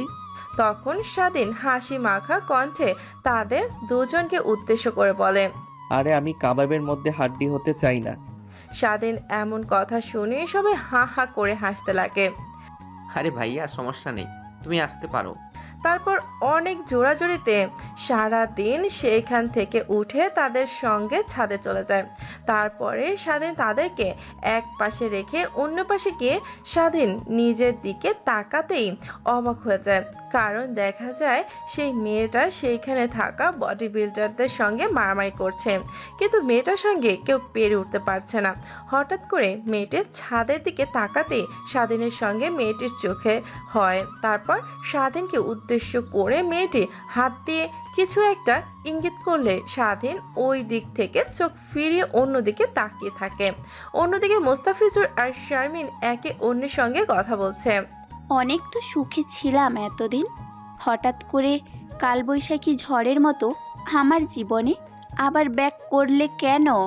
শারমিনের এমন কথা শুনে মুস্তাফিজুর স্বস্তির একটা নিঃশ্বাস ফেলে বলতে লাগে, আমাকে কি ক্ষমা করে দিয়ে দ্বিতীয়বার আমার হাতটা ধরা যায় না? না, সেই দিনটার কথা আজও আমার মনে আছে। তুমি কিভাবে আমার চরিত্র নিয়ে বাজে কথা বলেছিলে, সেদিনের কথাগুলো আমি আজও ভুলতে পারিনি। মাঝে মাঝে স্বপ্নে সেগুলোর কথা ভাবতেই আমি অবাক হয়ে যাই। শারমিনের কথা শুনে মুস্তাফিজুর কি করবে তা বুঝতে না পেরে হাতটি ধরে বলতে লাগে, প্লিজ তুমি আমাকে দ্বিতীয়বারের মতো সুযোগ দাও। আমি অন্য একটা মেয়ের জন্য তোমাকে ভুল বুঝেছিলাম, প্লিজ আমাকে ক্ষমা করে দাও। ক্ষমা চেয়ে আর কি হবে বলো? যা হবার তা হয়ে গেছে। আমি বলি কি, আমাদের সম্পর্কটা এখানেই সীমাবদ্ধ থাক। ঘটক যখন তোমার ছবি দেখিয়েছিল তখন আমি অবাক হয়ে যাই। আমি চেয়েছিলাম অন্য কারোর হাত ধরে নতুন করে নিজের জীবন পরিবর্তন করে নেব, কিন্তু জানি নাই তোমার সঙ্গে দ্বিতীয়বার আবার দেখা হবে। তারপর দুজনে আরো অনেক কথা বলতে লাগে। হঠাৎ করে কেউ ছাদে প্রবেশ করে। কি রে, আবার তুই আমার দিকে আমার ড্যাব ড্যাব করে তাকিয়েছিলি কেন? অন্যদিকে মুস্তাফিজুর আর শারমিন নিজে কথা বলছে। হঠাৎ করে ছাদে একজনের যে প্রবেশ হচ্ছে সেদিকে তাদের কোনো ভ্রুক্ষেপ নেই। হঠাৎ স্বাধীন পেছনের দিকে তাকিয়ে দেখে সেই মেয়েটি। তারপর স্বাধীন মেয়েটিকে উদ্দেশ্য করে বলে, আমি আপনার দিকে তাকিয়ে মারামারি দেখছিলাম। ও এই ব্যাপার, তা তুই আমাদের বাড়িতে কেন? এর আগে তো তোকে কখনো দেখিনি, আর তুই তো আমাদের আত্মীয়র কেউ না। তারপর স্বাধীন আমতা আমতা করে বলতে লাগে, আপনাকে ঠিক চিনলাম না, আপনি এই বাড়ির কে হন? পরিচয় দিলে তাহলে আমার পরিচয় দিতে ভালো হবে। স্বাধীনের এমন কথা শুনে পপি রেগে গিয়ে স্বাধীনের কাছে চলে গিয়ে কলার ধরে বলতে লাগে, আমার বাসায় এসে আমাকেই বলছিস আমি কি? আমি এই বাসার দ্বিতীয় নাম্বার মেয়ে। তখন স্বাধীন আমতা আমতা করে পপিকে উদ্দেশ্য করে বলে, না মানে শারমিন কি আপনার ছোট বোন হয়? তারপর পপি মাথা দিয়ে হ্যাঁ বোঝায় হয়। পুনরায় স্বাধীন পপিকে উদ্দেশ্য করে বলতে লাগে, ও আর আমার ছোট ভাইয়ের সঙ্গে আপনার বোনের বিয়ে ঠিক হয়েছে। তখনই পপি হাসি মাখা কণ্ঠে স্বাধীনকে উদ্দেশ্য করে পুনরায় প্রশ্ন করে, তাই ছোট বোনের জামাইয়ের বড় ভাই কি বিয়ে করেছে? স্বাধীন মাথা দিয়ে না বোঝায়, তা বড় ভাইকে রেখে ছোট ভাইকে বিয়ে করেছেন, সমাজের সামনে মুখ দেখাতে পারবেন? সবাই তো আপনার পুরুষত্ব নিয়ে কথা বলবে। কথাটি বলে হা হা করে হাসতে লাগে পপি। স্বাধীন নিশ্চুপ দর্শকের মতো পপির হাসি মাখা মুখটা দেখছে। পুনরায় স্বাধীন পপিকে উদ্দেশ্য করে বলে, তো বড় বোন থুয়ে ছোট বোনের বিয়ে হচ্ছে, সবাই তো আপনার দিকেও খারাপ আঙ্গুল তুলে কথা বলবে। স্বাধীনের এমন কথা শুনে নিমিষে পপির মুখ চুপসে যায়। পুনরায় পপি তার মুখে হাসি ফুটিয়ে বলতে লাগে, এর আগে অনেকবার বিয়ে ঠিক হয়েছে, কিন্তু কাউকে আমার তেমন একটা পছন্দ হয়নি। আবার আমাকে দেখেও কারো পছন্দ হয়নি, কারণ দেখছেন না আমার চলাফেরা পুরোটাই ছেলেদের মতো, তাই দেখে আমাকে আর কেউ পছন্দ করেনি। হ্যাঁ, ঠিকই বলেছেন। আপনাকে বিয়ে করে কোনো ছেলে তার নিজের ক্যারিয়ার নষ্ট করবে না। কিছু কি বলবি তুই? কথাগুলো ধীরে ধীরে বলছিল স্বাধীন, বাট পপির কানে অল্প কিছু হলেও পৌঁছেছে। এর জন্যই স্বাধীনের দিকে রাগী দৃষ্টিতে তাকিয়ে আছে। তারপর পপি সেইখানে আর না দাঁড়িয়ে থেকে পুনরায় বাসার নিচে নেমে যায়। অন্যদিকে মুস্তাফিজুর আর শারমিন অনেকক্ষণ ধরে তারা দুজনে কথা বলতে লাগে। বুঝতে পেরেছে শারমিনকে বোঝানোর চেষ্টা করেছে, বাট শারমিন নারাজ। মুস্তাফিজুরকে উদ্দেশ্য করে বলে, না, কোনোভাবেই আর তোমাকে বিশ্বাস করব না।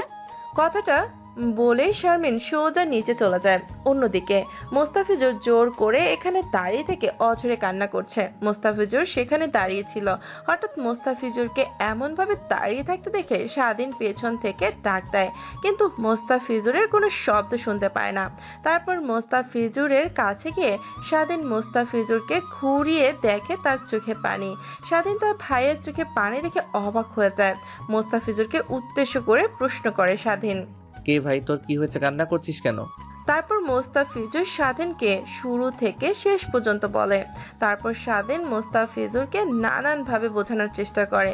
একটু পর চোখ বুঝে মুস্তাফিজুর আর স্বাধীন বাসার নিচে বসার রুমে গিয়ে বসে পড়ে। মুস্তাফিজুর আর স্বাধীন আসাতে মুস্তাফিজুরের বাবা মুস্তাফিজেরকে উদ্দেশ্য করে বলে, কিরে বাবা, দুজন তো অনেকক্ষণ ধরে কথা বললি, তোর কি মত? তোমরা যা ভালো বোঝো তাই করো, আমার বিয়েতে অমত নেই।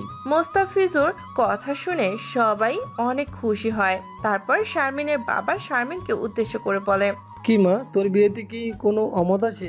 না বাবা, আমার কোনো অমত নেই, তোমরা যা ভালো মনে করো তাই করো। সবাই শারমিনের এমন কথা শুনে অনেক খুশি হয়। মুস্তাফিজুর তো অবাক হয়ে শারমিনের দিকে তাকিয়ে আছে। মুস্তাফিজুরকে তার দিকে এমন ভাবে তাকিয়ে থাকতে দেখে শারমিন একটু মুচকি হাসি দেয়। মুস্তাফিজুরের অনেকটা খুশি হয়। তারপর বিয়ের ডেট ফাইনাল করে তারা। তারপরে আন্টি বদল করে অনেকক্ষণ কথা বলে খাওয়া দাওয়া করতে লাগে। তখনই পপির বাবা সকলকে উদ্দেশ্য করে বলে, এই খাবারগুলো কিন্তু আমার মেয়ে শারমিন রান্না করেছে, খেয়ে বলুন কেমন হয়েছে। তখনই স্বাধীনের বাবা বলতে লাগে, অনেক সুন্দর হয়েছে, বিয়ের পর এত সুন্দর সুন্দর রান্না খেতে পারবো। তারপর খাওয়া দাওয়া শেষ করে আরও কিছুক্ষণ কথা বলে স্বাধীনরা সবাই বাসের উদ্দেশ্যে রওনা। গাড়ি চলছে তার আপন গতিতে। হঠাৎ সবাইকে চমকে দিয়ে সামিয়া স্বাধীন উদ্দেশ্য করে বলে, কিরে ভাই, তুই বিয়ে করবি না? ছোট ভাই বিয়ে করছে, বড় ভাই অবিবাহিত, ভাবতেও তো কেমন অবাক লাগে, তাই না? ছোট বোনের এমন কথা শুনে কি প্রশ্নের উত্তর দেবে কিছু বুঝতে পারছে না স্বাধীন। তখনই স্বাধীনের বাবা বলতে লাগে, ছোট ভাই আর বড় ভাই দুজনকে একসঙ্গেই বিয়ে দেব। কথাটা শুনে সবাই হাসতে লাগে, কিন্তু স্বাধীনের আর মুস্তাফিজুরের দুজনের অবাক হয়ে আছে। ওদেরকে ওইভাবে তাকিয়ে থাকতে থাকতে দেখে মুস্তাফিজুরের বাবা বলে, আরে এমনিতেই বললাম। এমন হাসি ঠাট্টা ফজলামো করতে করতে একটা পর্যায়ে তারা বাসায় চলে আসে। বাসায় আসতে আসতে অনেকটা রাত হয়ে যাওয়ায় যে যার রুমে গিয়ে ঘুমিয়ে পড়ে। অন্যদিকে মুহূর্তেই ভেতর চোখে কোনো ঘুম নেই। বারবার টেনশনের ছায়া কেন হঠাৎ করে আমাকে না বলে আবার পুনরায় হ্যাঁ বলল। তখনই মুস্তাফিজুরের ফোনে একটা রং নাম্বার থেকে কল আসে। মুস্তাফিজুর বারবার ফোনটা কেটে দেওয়ার পরেও মনে হয় আবার তার ফোনে ফোন আছে। এবার ফোনটা রিসিভ করে সে বলতে লাগে, কে এত রাতে ফোন করছেন? ফোন কেটে যাওয়ার পরে বিরক্ত করছেন। আরে আমি শারমিন। হঠাৎ এমন নাম শুনতে পেয়ে মুস্তাফিজুরের অনেকটা অবাক হয়ে যায়। অবাক হয়ে তুমি? তারপর দুজনে মিলে রাতভর কথা বলতে লাগে। কথা বলতে বলতে রাত পেরিয়ে যখন সকাল হয়ে যায় তখন দুজনে 4-5টার দিকে তাকিয়ে অবাক হয়ে যায়। তারপরে ফোন রেখে দুজনে ঘুমিয়ে পড়ে। অন্যদিকে স্বাধীনের ঘুম ভাঙে সকালে তার ফোনের শব্দে। তারপর ফোনের দিকে তাকিয়ে দেখেন সৌরভের ফোন। ফোনটা রিসিভ করতেই ওই পাশ থেকে সৌরভ বলতে লাগে, ভাই ইমরান খানের খোঁজখবর আর আমি কোনোভাবেই পাচ্ছি না। কারণ ওকে ফলো করা আমেরিকার যে আমার ছেলেপেলেগুলো ছিল ওদেরকে কারা যেন মেরে ফেলেছে। আমার তো অনেক ভয় হচ্ছে, না জানি ওরা আবার আমাদেরকে খুঁজে পায় নাকি। তোদের ভয় করতে হবে না, আমি আছি। আর আমেরিকাতে আমার অনেক ছেলেপেলে আছে, আমরা খোঁজ নিচ্ছি। ইমরানকে ফলো করা সেই ছেলেটাকে কে মেরেছে সব খোঁজ খবর তুই পেয়ে যাবি। এখন তোর সেই ছেলে সম্পর্কে কিছু ডিটেলস আমাকে মেইলে পাঠিয়ে দে। তারপর সৌরভ যে ছেলেকে মেরে ফেলেছে সেই ছেলের কিছু ডিটেলস ট্রান্সফার করে। তারপর স্বাধীন সে ডিটেলস আমেরিকাতে থাকা স্বাধীনের ছেলেপেলেদের কাছে ট্রান্সফার করতেই তারা তা নিয়ে অনেক খোঁজ খবর করতে লাগে। তাই একটু পর তারা জানতে পারে ওই ছেলেটা আমেরিকার এক ডনের কাছে থেকে কিছু টাকা লোন নিয়েছিল, পরিশোধ করতে না পেরে তাকে মেরে ফেলেছে আমেরিকান ডন। স্বাধীনকে ফোন করে ওই পার থেকে ছেলেটি বলতে লাগে, ভাই আপনারা যা সন্দেহ করেছেন তার কিছুই হয়নি। যে ছেলেটি মারা গেছে ওই ছেলেটির কাছ থেকে আমেরিকার ডন অনেক টাকা পেত, আর ওই ছেলেটা নির্দিষ্ট সময়ের মধ্যে পরিশোধ করতে পারেনি, তার কারণে ওকে মেরে ফেলেছে। স্বাধীন কথাটা শুনে স্বস্তির একটা নিঃশ্বাস ফেলে, কারণ তাদের প্ল্যান যদি কোনোভাবে জেনে যেত ইমরান খান তাহলে তাদের সবাইকে মেরে ফেলতে পারত ইমরান খান। তারপর পুনরায় সৌরভকে ফোন করে স্বাধীন সব কথা খুলে বলে। অন্যদিকে সৌরভ কথাগুলো শুনে স্বস্তির নিঃশ্বাস ফেলে। তারপর স্বাধীন ফোনটা সাইডে রেখে সোজা ওয়াশরুমে চলে যায়। ওয়াশরুম থেকে বের হয়ে নিজেকে একটু পরিপাটি করে স্বাধীনও রুমে বসে থেকে পড়ছিল। তখন স্বাধীনের মা এসে স্বাধীনের দরজায় কড়া নাড়তে লাগে। তারপর স্বাধীন বসা থেকে উঠে দরজার সামনে গিয়ে দরজা খুলে দেয়। স্বাধীনকে উদ্দেশ্য করে স্বাধীনের সৎমা বলতে লাগে, কি করছিস বাবা? নিচে আয়, খাবার টেবিলে তোর জন্য সবাই অপেক্ষা করছে।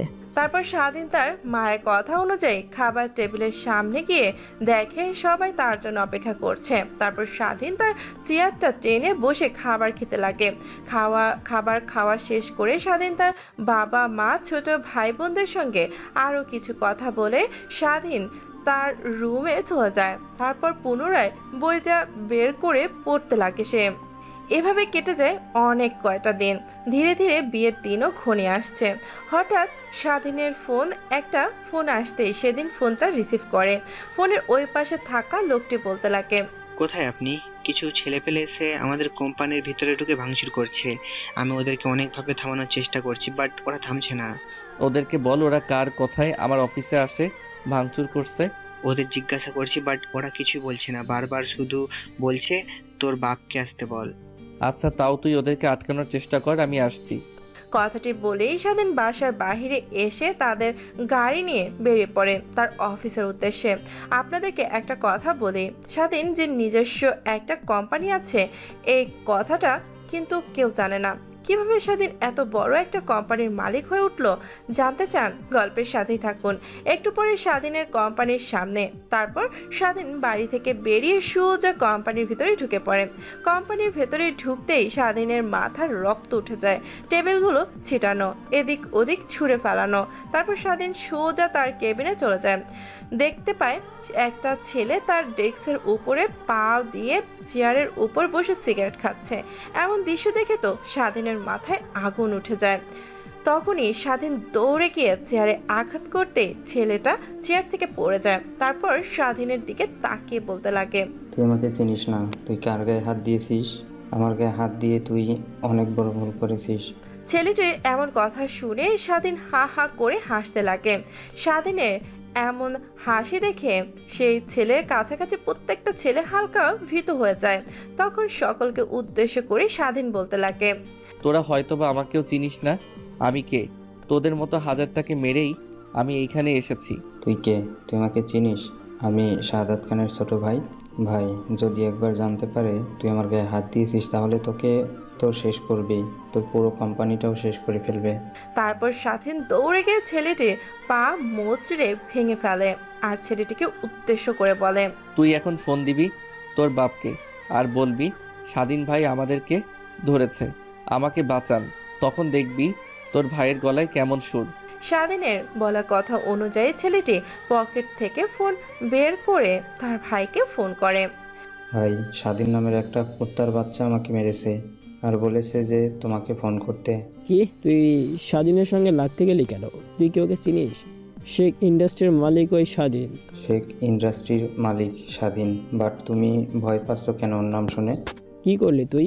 তুই তো আর বেঁচে ফিরতে পারবি না রে। দে ওর কাছে ফোনটা দে। শাহাদাত খানের কথা অনুযায়ী শাহাদাত খানের ছোট ভাই স্বাধীনকে ফোন দেয়। স্বাধীন ফোনটা ধরতেই ওপাশ থেকে শাহাদাত খান বলতে লাগে, ভাই ও ছোট মানুষ, কিছু বোঝে না, অল্প কিছুদিন হয়েছে এই লাইনে এসেছে, প্লিজ ওকে কিছু করবেন না। এমন আর্তনাদ শুনে স্বাধীন হাসতে লাগে। তখন শাহাদাত খানের ছোট ভাইকে উদ্দেশ্য করে বলে, দেখ তোর বড় ভাই হয়ে তোকে বাঁচানোর জন্য আমার কাছে আকুতি মিনতি করছে, আর সেইখানে কিনা তুই আমাকে গালি দিয়েছিস। তোকে এখন কি করব বলতো? না, তোকে কিছুই করব না। শাহাদাত খান আমার অনেক হেল্প করেছে এর আগে, এই জন্য তুই বেঁচে গেলি, না হলে তোকে আজকে কিছু করতাম। কথাটি বলেই স্বাধীন শাহাদাত খানের ছোট ভাইকে ছেড়ে দেয়। স্বাধীনের কাছ থেকে ছাড়া পেয়ে শাহাদাত খান ছোট্ট ভাই স্বাধীনের কাছে ক্ষমা চেয়ে সেখান থেকে তার ছেলে পেলে নিয়ে বেরিয়ে যায়। তখন স্বাধীনের কাছে ম্যানেজার চলে আসে। তারপর ম্যানেজারকে দেখে স্বাধীন বলতে লাগে, লোকজন ডেকে নিয়ে এসে অফিসটা নতুন করে সাজান, আর এমন ছোটোখাটো বিষয় নিয়ে আমাকে আর ডাকবেন না। আমি চাই না আমাকে সব মানুষ চিনুক। এই কোম্পানির মালিক স্বাধীন, বাট আমাকে কেউ আর দেখবে না। এরপর থেকে গ্যাংস্টার কিংবা যে কোনো সমস্যা হলে মুরগি সালামদের বলবেন। আর হ্যাঁ, আগামীকাল নতুন একটা কোম্পানি আসবে আমাদের কাছে ওদের ডিল নেওয়ার জন্য। কোনো কিছু না দেখে ডিলটা কনফার্ম করে দিবেন। ওকে বস, আপনাকে এইসব সকল বিষয় নিয়ে ভাবতে হবে না। তারপর স্বাধীন কোম্পানি থেকে বেরিয়ে গাড়িটা নিয়ে পুনরায় পাশের উদ্দেশ্যে রওনা দেয়। গাড়ি চলছে তার আপন গতিতে। স্বাধীন বাহিরের দিকে তাকিয়ে খোলা হয় যুক্ত ব্যস্ত শহরটা দেখছে আর ভাবছে কিভাবে সে এত দূরে আসলো। আপনারা তো জানতে চান কিভাবে এত দূরে আসলো। আপনাদেরকে জানানো যাক, স্বাধীনের মা স্বাধীনের জন্য অনেক আগে থেকে ব্যাংকে টাকা জমাতো। এক পর্যায়ে টাকা জমাতে জমাতে ব্যাংকে প্রায় 50 কোটি টাকার মতো হয়ে যায়। মা যখন মারা যায় তখন স্বাধীনের বয়স ছিল তখন 5 বছর, কিন্তু ব্যাংকের নিয়ম অনুযায়ী স্বাধীনের বয়স যখন 18 হবে তখনই এই টাকার মালিক হবে। এতদিন এই টাকাগুলো ব্যাংকে থাকবে। বছর শেষে এই টাকাগুলো থেকে যা ইন্টারেস্ট হয় তা ওই টাকার সঙ্গে যোগ হবে। এভাবে লাগে টাকার পরিমাণ অনেক বেশি হতে লাগে। স্বাধীনের বয়স যখন 18 বছর হয় তখন ব্যাংক এসে স্বাধীনকে সব কথা। তখন ব্যাংকের প্রায় 100 কোটি টাকার উপরে জমা হয়। স্বাধীন এতগুলো টাকা কি করবে বুঝতেই ব্যাংকে রেখে দেয়। হঠাৎ একদিন বাজার করে বাসায় ফেরার সময় রাস্তা দিয়ে হেঁটে আসছিল। তখন পাশে একটা বড় কোম্পানির বিক্রয়ের বিজ্ঞাপন দেখতে পায়। তখন স্বাধীন তা নিয়ে একটু ঘাটাঘাটি করার পর দেখতে পায় কোম্পানি 100 কোটি টাকায় বিক্রি করবে। তার কোম্পানি তখন সেই কোম্পানিটা 100 কোটি টাকায়, তাই স্বাধীন তখন সেই কোম্পানিটা 100 কোটি টাকায় কিনে নিয়ে ধীরে ধীরে সেই কোম্পানি থেকে এত বড় কোম্পানি করে তোলে। কিন্তু কেউ জানে না যে এত বড় কোম্পানির মালিকটা আসলে কে। স্বাধীনের সব কাজ শুধু তার ম্যানেজারই করে, শুধু সারাদিন মাঝে মাঝে এসে কোম্পানি থেকে সব হিসাব কানুন দেখে। আপনাদেরকে নায়কের সফলতার কাহিনী বলতে বলতে নায়ক বাসায় এসে গাড়ি ব্রেক করে। তারপর স্বাধীন গাড়ি থেকে বের হয়ে সোজা তার রুমে চলে যায়। রুমে গিয়ে ফ্রেশ হয়ে বসার রুমে এসে স্বাধীন বসে টিভি দেখছিল। তখনই পেছন থেকে তার বোন এসে বলতে লাগে, চলো ভাইয়া মার্কেটে যাব, ভাবি আর তার ফ্যামিলি আসবে, আমরা দুই ফ্যামিলি মিলে একসঙ্গে মার্কেট করব। বিয়ের তো আর অল্প কিছুদিন বাকি রয়েছে। তারপর স্বাধীন যেতে চায় না, কিন্তু সবার জোরাজোরিতে স্বাধীন রাজি হয়। তারপর গাড়ি নিয়ে তারা বের হয় মার্কেটের উদ্দেশ্যে। মার্কেটিং দেখতে পায় সেখানে আগে থেকে শারমিন, পপি আর ওদের পরিবারের দাঁড়িয়ে আছে। তারপর সবাই একত্রে মার্কেট ভেতরে ঢুকে মার্কেট করতে লাগে। জেলার মতো মার্কেট করছে। তখন পপি একটা লাল রঙের লেহেঙ্গা স্বাধীনের কাছে এনে বলতে লাগে, দেখেন তো এটা আমাকে ভালো মানাবে না? স্বাধীন ফোন চাপছিল। হঠাৎ পপির এমন কথা তার ঘোর ভাঙে। পেছনের দিকে তাকিয়ে পপির হাতে থাকা লেহেঙ্গা দেখে স্বাধীন বলে, অনেক সুন্দর, আপনার সঙ্গে অনেক ভালো মানাবে। সত্যি তো নাকি মন রক্ষার জন্য বলছেন? না, আসলে আপনাকে এই পোশাকে অনেক ভালো লাগবে।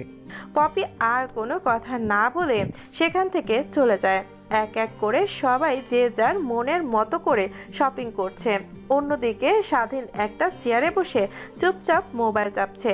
স্বাধীনের বাবা তার কাছে এসে বলতে লাগে, কিরে বাবা, তুই কিছু কিনবি না? স্বাধীন মোবাইলের দিকে থেকে চোখ সরিয়ে তার বাবার দিকে তাকিয়ে বলতে লাগে, না বাবা, আমার তেমন পছন্দ নেই। তোমরা কেন যাওয়ার সময় আমি কিছু একটা কিনে নিব? আমি পছন্দ করে দেই। স্বাধীন মাথা দিয়ে হ্যাঁ বোঝায়। তারপর স্বাধীনের বাবা এক এক করে স্বাধীনের জন্য অনেকগুলো পাঞ্জাবি পায়জামা দেখতে লাগে। হঠাৎ একটা পাঞ্জাবি পায়জামা দেখে অনেক ভালো লাগে স্বাধীনের কাছে, নিয়ে এসে বলতে লাগে, দেখ তো বাবা, এই পাঞ্জাবি পায়জামা কেমন? স্বাধীন পাঞ্জাবি আর পায়জামার দিকে তাকিয়ে অবাক হয়ে যায়, কারণ এটা বিয়ের পাঞ্জাবি পায়জামা, কিন্তু স্বাধীনকে এমন পাতলা পায়জামা পছন্দ করতে বলছে কেন? অর্ধেক ভরা কণ্ঠ নিয়ে স্বাধীন তার বাবাকে উদ্দেশ্য করে বলে, বাবা, এগুলো তো যারা বিয়ে করতে যায় অর্থাৎ বর তারা পরবে, আর আমি তো বরের ভাই। আমার এমন পাঞ্জাবি পায়জামা না পরলেও চলবে। আমার অনেক ভালো লেগেছে, তোর জন্য এই দুইটা নিয়ে নিলাম। স্বাধীনকে আর কোনো কথা বলতে না দিয়ে দোকানদারকে দুইটা পাঞ্জাবি পায়জামা প্যাকেট করতে বলে। তারপর স্বাধীনের বাবা স্বাধীনের জন্য একটা শেরওয়ানিও অনেক পছন্দ করে দেয়। এক এক করে স্বাধীনের বাবা স্বাধীনের জন্য অনেক কিছু কেনাকাটা করে, বাট স্বাধীন সেদিকে কোনো ভ্রুক্ষেপ জানায় না। সকলের কেনাকাটা করতে করতে দুপুর পেরিয়ে বিকেল হয়ে যায়। স্বাধীন এক জায়গায় বসে থাকতে থাকে বোরিং হয়ে যায়। দোকানের বাইরে হাওয়াটা ঘুরে দেখতে লাগে স্বাধীন। হঠাৎ নজর যায় পাশের দোকানের দিকে, দেখে পপি একটা লেহেঙ্গা পরে দেখছে। স্বাধীন তো অপলক দৃষ্টিতে পপির দিকে তাকিয়ে আছে। হঠাৎ একটা বাচ্চার ডাকে স্বাধীনের ঘোর ভেঙে যায়। তারপর সেখানেও না থেকে পুনরায় সেই চেয়ারে গিয়ে বসে তাদের কেনাকাটা দেখতে লাগে। সবার কেনাকাটা শেষ হলে রেস্টুরেন্টে যায় খাওয়ার জন্য। তারপর সবাই একত্রে খাওয়া দাওয়া শেষ করে যে যার বাসায় চলে যায়। এইভাবে দেখতে দেখতে বিয়ের দিন এগিয়ে আসে। বিয়ের দিন পুরো বাড়িটা জাঁকজমূলভাবে সাজানো হয়।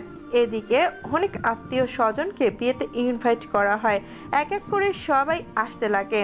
তারপর সবাই খোঁজ হতে লাগে বিয়েতে যাওয়ার জন্য। স্বাধীন সফলতার রুমে বসেছিল। একটু তার বাবা স্বাধীনের ওর জন্য কিনে রাখা শেরওয়ানি নিয়ে এসে স্বাধীনকে পরতে বলে। তখন স্বাধীন তার বাবাকে উদ্দেশ্য করে বলে, বাবা, এটা তো বিয়ের শেরওয়ানি, আমি পরবো কেন? তোদের দুই ভাইকে একসঙ্গে বিয়ে দেব, এটাই বলেছিলাম না? হ্যাঁ বলেছিল, বাট কিভাবে সম্ভব? বিয়ে দিতে না পারি, বাট দুই ভাইকে একসঙ্গে বর সাজা দেখতে তো ভালোই লাগবে।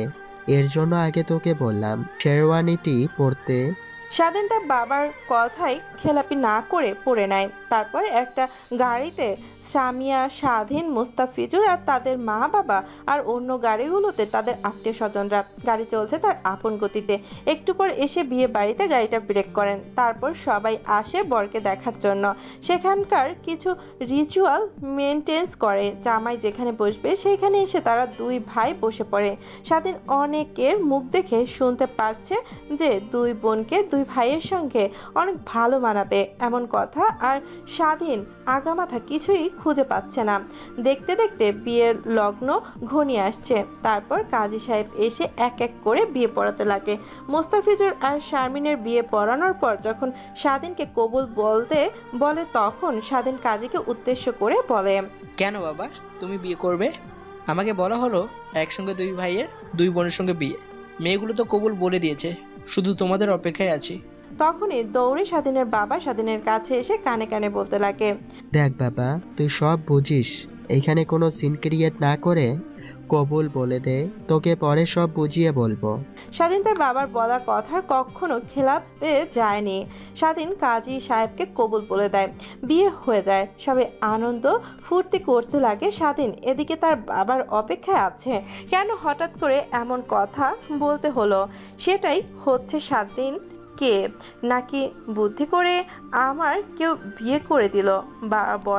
বারবারই এইসব কথা ভাবছে স্বাধীন। হঠাৎ স্বাধীন তার বাবাকে দেখতে লাগে। তারপর স্বাধীনের বাবা স্বাধীনের কাছে এসে বলতে লাগে, কিরে বাবা, ডাকতেছিস কেন? তুমি যে বললে সবকিছু বুঝিয়ে বলবে, এখন বলো। তারপর স্বাধীনের বাবা স্বাধীনকে উদ্দেশ্য করে বলতে লাগে, শোন বাবা, তোর বিয়ে হয়ে গেল পপির সঙ্গে। পপিকে তো নিশ্চয় চিনিস, শারমিনের বড় বোন। তুই মোস্তাফিজের শারমিন তিনজনে যখন যাস ছাদে কথা বলার জন্য, হঠাৎ মেয়ে রুমে প্রবেশ করে কোথায় যেন যায়। একটু পর আমাদের সামনে এসে বলতে লাগে সে তোকে নাকি বিয়ে করবে। তোকে তার অনেক পছন্দ, তোকে না পেলে নাকি মারা যাবে, তার জন্য জোর করে তোর সঙ্গে ওকে বিয়ে দিলাম। বাবারে, তুই কিছু মনে করিস না, মেয়েটি অনেক ভালো, ওর বিষয়ে খোঁজ নিয়ে দেখেছি, শুধু একটু ছেলেদের টাইপের মারামারি, বাট মেয়েটির মন অনেক সাদাসিধা। কি বাঘের মুখে ফেলে দিয়ে বলছো সে এখন শিয়াল? কিছু বললি তুই? না বাবা, যা করেছো ভালোই করেছো। আমাকে বললে আমি অমত করতাম না তোমার কথার উপরে। আমি জানতাম তুই অমত করবি না, তারপরেও তোকে বলিনি সারপ্রাইজ দেওয়ার জন্য।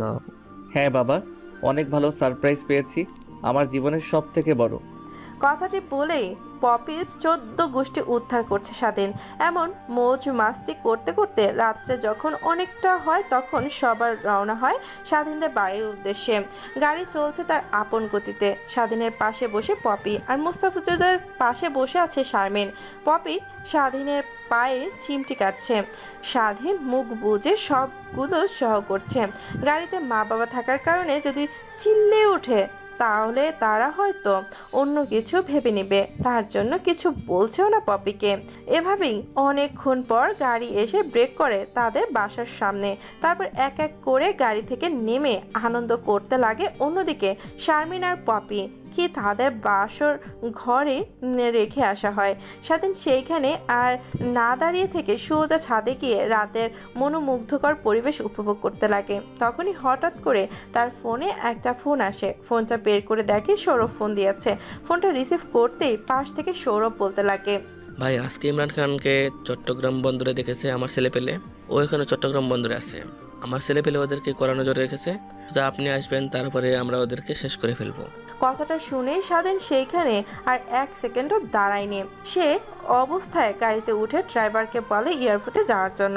গাড়ি থেকে নেমে ড্রাইভারকে বলে, আঙ্কেল আপনি যেন কাউকে বলেন না যে আমি এয়ারপোর্টে এসেছি, বলবেন যে কই আছে জানি না। ড্রাইভারকে কথাটা বলেই দৌড়ে এয়ারপোর্টের ভেতরে প্রবেশ করে স্বাধীন। তারপর হেলিকপ্টারে করে সোজা চট্টগ্রামের উদ্দেশ্যে রওনা হয়। প্রায় 3 ঘন্টা পর এসে পৌঁছায় চট্টগ্রামে। হেলিকপ্টার ল্যান্ড করে সোজা তার গোডাউনের সামনে। তারপর হেলিকপ্টার থেকে নেমে গোডাউন ঘরে ঢুকে দাঁড়িয়ে সোডাবার তার ছেলে পেলে বসে আছে। তারপর সৌরভ আর তাদের ছেলেপেলেদেরকে নিয়ে বন্দরের উদ্দেশ্যে রওনা হয় তারা। গন্তব্যে গিয়ে সৌরভ তার ছেলেপেলেদেরকে অনেকভাবে খোঁজ লাগানোর চেষ্টা করে, বাট কারো ফোনের চোখে না। হঠাৎ পেছন থেকে অনেকগুলো লাইট জ্বলে ওঠে। চারদিক থেকে স্বাধীন আর সৌরভ ছেলেদের দিকে ঘুরে তাক করে থাকে। হঠাৎ এমন হওয়াতে সবাই অনেক ভয় পেয়ে যায়। তখনই ইমরান খান সবাইকে উদ্দেশ্য করে বলেন, তোদের মধ্যে বস কে? তখনই স্বাধীন হাত উঁচু করে বলে, আমি এদের বস, কি বলবে আমাকে বলো, এদেরকে যেতে দাও। ও তাহলে তুই সে যে কিনা আমাকে পথে বসিয়ে ফেলেছিস? ইমরান খানের এমন কথা শুনে স্বাধীন হাঁ করে হাসতে লাগে। সামান্য একটা ছেলের গতিতে তোর সম্পদ সব নিমিষেই শেষ। হ্যাঁ, তোর বুদ্ধি আছে অনেক বলতে হবে, কিন্তু সে বুদ্ধি আর তুই কাজে লাগাতে পারবি না, কারণ আজকে তোর শেষ রাত। শেরওয়ানি পরা তুই কি বিয়ে করছিস নাকি আজকে? কথাটি বলে স্বাধীনের দিকে এগিয়ে গিয়ে শেরওয়ানির পাগড়িটা মাথা থেকে তুলতে সবাই অবাক হয়ে স্বাধীনের দিকে তাকিয়ে আছে। নিমিষেই সবার বন্দুক হাত থেকে পড়ে যায়। অন্যদিকে ইমরান খান পেছন ফিরে এমন দৃশ্য দেখতে অবাক হয়ে যায়। তার ছেলে পেলেদের উদ্দেশ্য করে বলে, কিরে তোরা এমন করছিস কেন? তোদের ভয় নাই? আমি আছি। তখনই ইমরান খানের সঙ্গে আসা ছেলে বলতে লাগে, বস এনাকে হয়তোবা আপনি চেনেন না, বাট আন্ডারওয়ার্ল্ডের সবচেয়ে বড় বড় ডন, এনাকে দেখলে ভয়ে কাঁপে। উনি সেই নাম করা স্বাধীন। ছেলেটার কথা শুনে ইমরান খান স্বাধীনের দিকে ফিরতে স্বাধীনের তার পকেট থেকে একটা ছুরি বের করে সোজা ইমরান খানের পেটে ঢুকিয়ে দেয়। ইমরান খান এখন মরতে ব্যস্ত। তখন স্বাধীন বলতে লাগে ইমরান খানকে উদ্দেশ্য করে, তোকে মারতাম, অনেক যন্ত্রণা দিয়ে মারতাম, কিন্তু মারলাম না কেন জানিস? আমাকে আবার বাসায় ফিরতে হবে। নতুন বউ বাসর ঘরে রেখে এসেছি, বুঝতেই তো পারছিস। আর আমি ভালো করে জানি তুই আমার বাবার কোম্পানি ধ্বংস করার জন্য কতই না চেষ্টা করেছিস, বাট পারিসটি আমার জন্য। ইভেন তুই আমার বাবাকেও মারার চেষ্টা করেছিলি, কিন্তু আল্লাহর অশেষ নিয়ামতে আমার বাবা বেঁচে যায়, শুধু প্যারালাইজড হয়ে ঘরে পড়েছিল, বাট এখন সে হাঁটাচলা করতে পারে। মরে যাওয়ার সময় এই সুখবরটাও জেনে যা। কথাটা শেষ হতে ইমরান খান এক নিথর দেহ মাটিতে পড়ে যায়। তারপর স্বাধীন তার সঙ্গে আনা টাকার ব্যাগটা সৌরভ আর ছেলে পেলেদের উদ্দেশ্যে দিয়ে বলতে লাগে, এই নি টাকা, আর মৌজ মাস্তি কর গিয়ে। আবার যখন তোদের দরকার পড়বে তখন আবার তোদেরকে ডাকবো। কথাটা বলেই স্বাধীন সেইখানে আর 1 মিনিট না দাঁড়িয়ে সোজা গোডাউন ঘরে গিয়ে হেলিকপ্টারে উঠে পুনরায় ঢাকার উদ্দেশ্যে রওনা হয়। ঢাকায় আসতে আসতে স্বাধীনের ভোর 3টা বেজে যায়।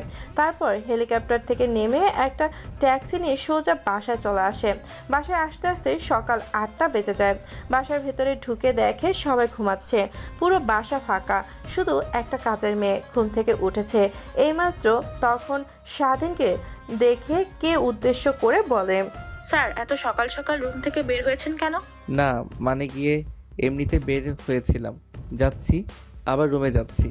তারপর স্বাধীন পুনরায় তার রুমের দিকে অগ্রসর হয়। দরজার কাছে গিয়ে তোর জন্য দিবে, তখন দেখতে পায় দরজা খোলা। তারপর ঘরের ভিতর ঢুকে দরজা আটকে দিয়ে পেছনে করতে যাবে, অমনি হাতে একটা লাঠি নিয়ে তার সামনে দাঁড়িয়ে আছে পপি।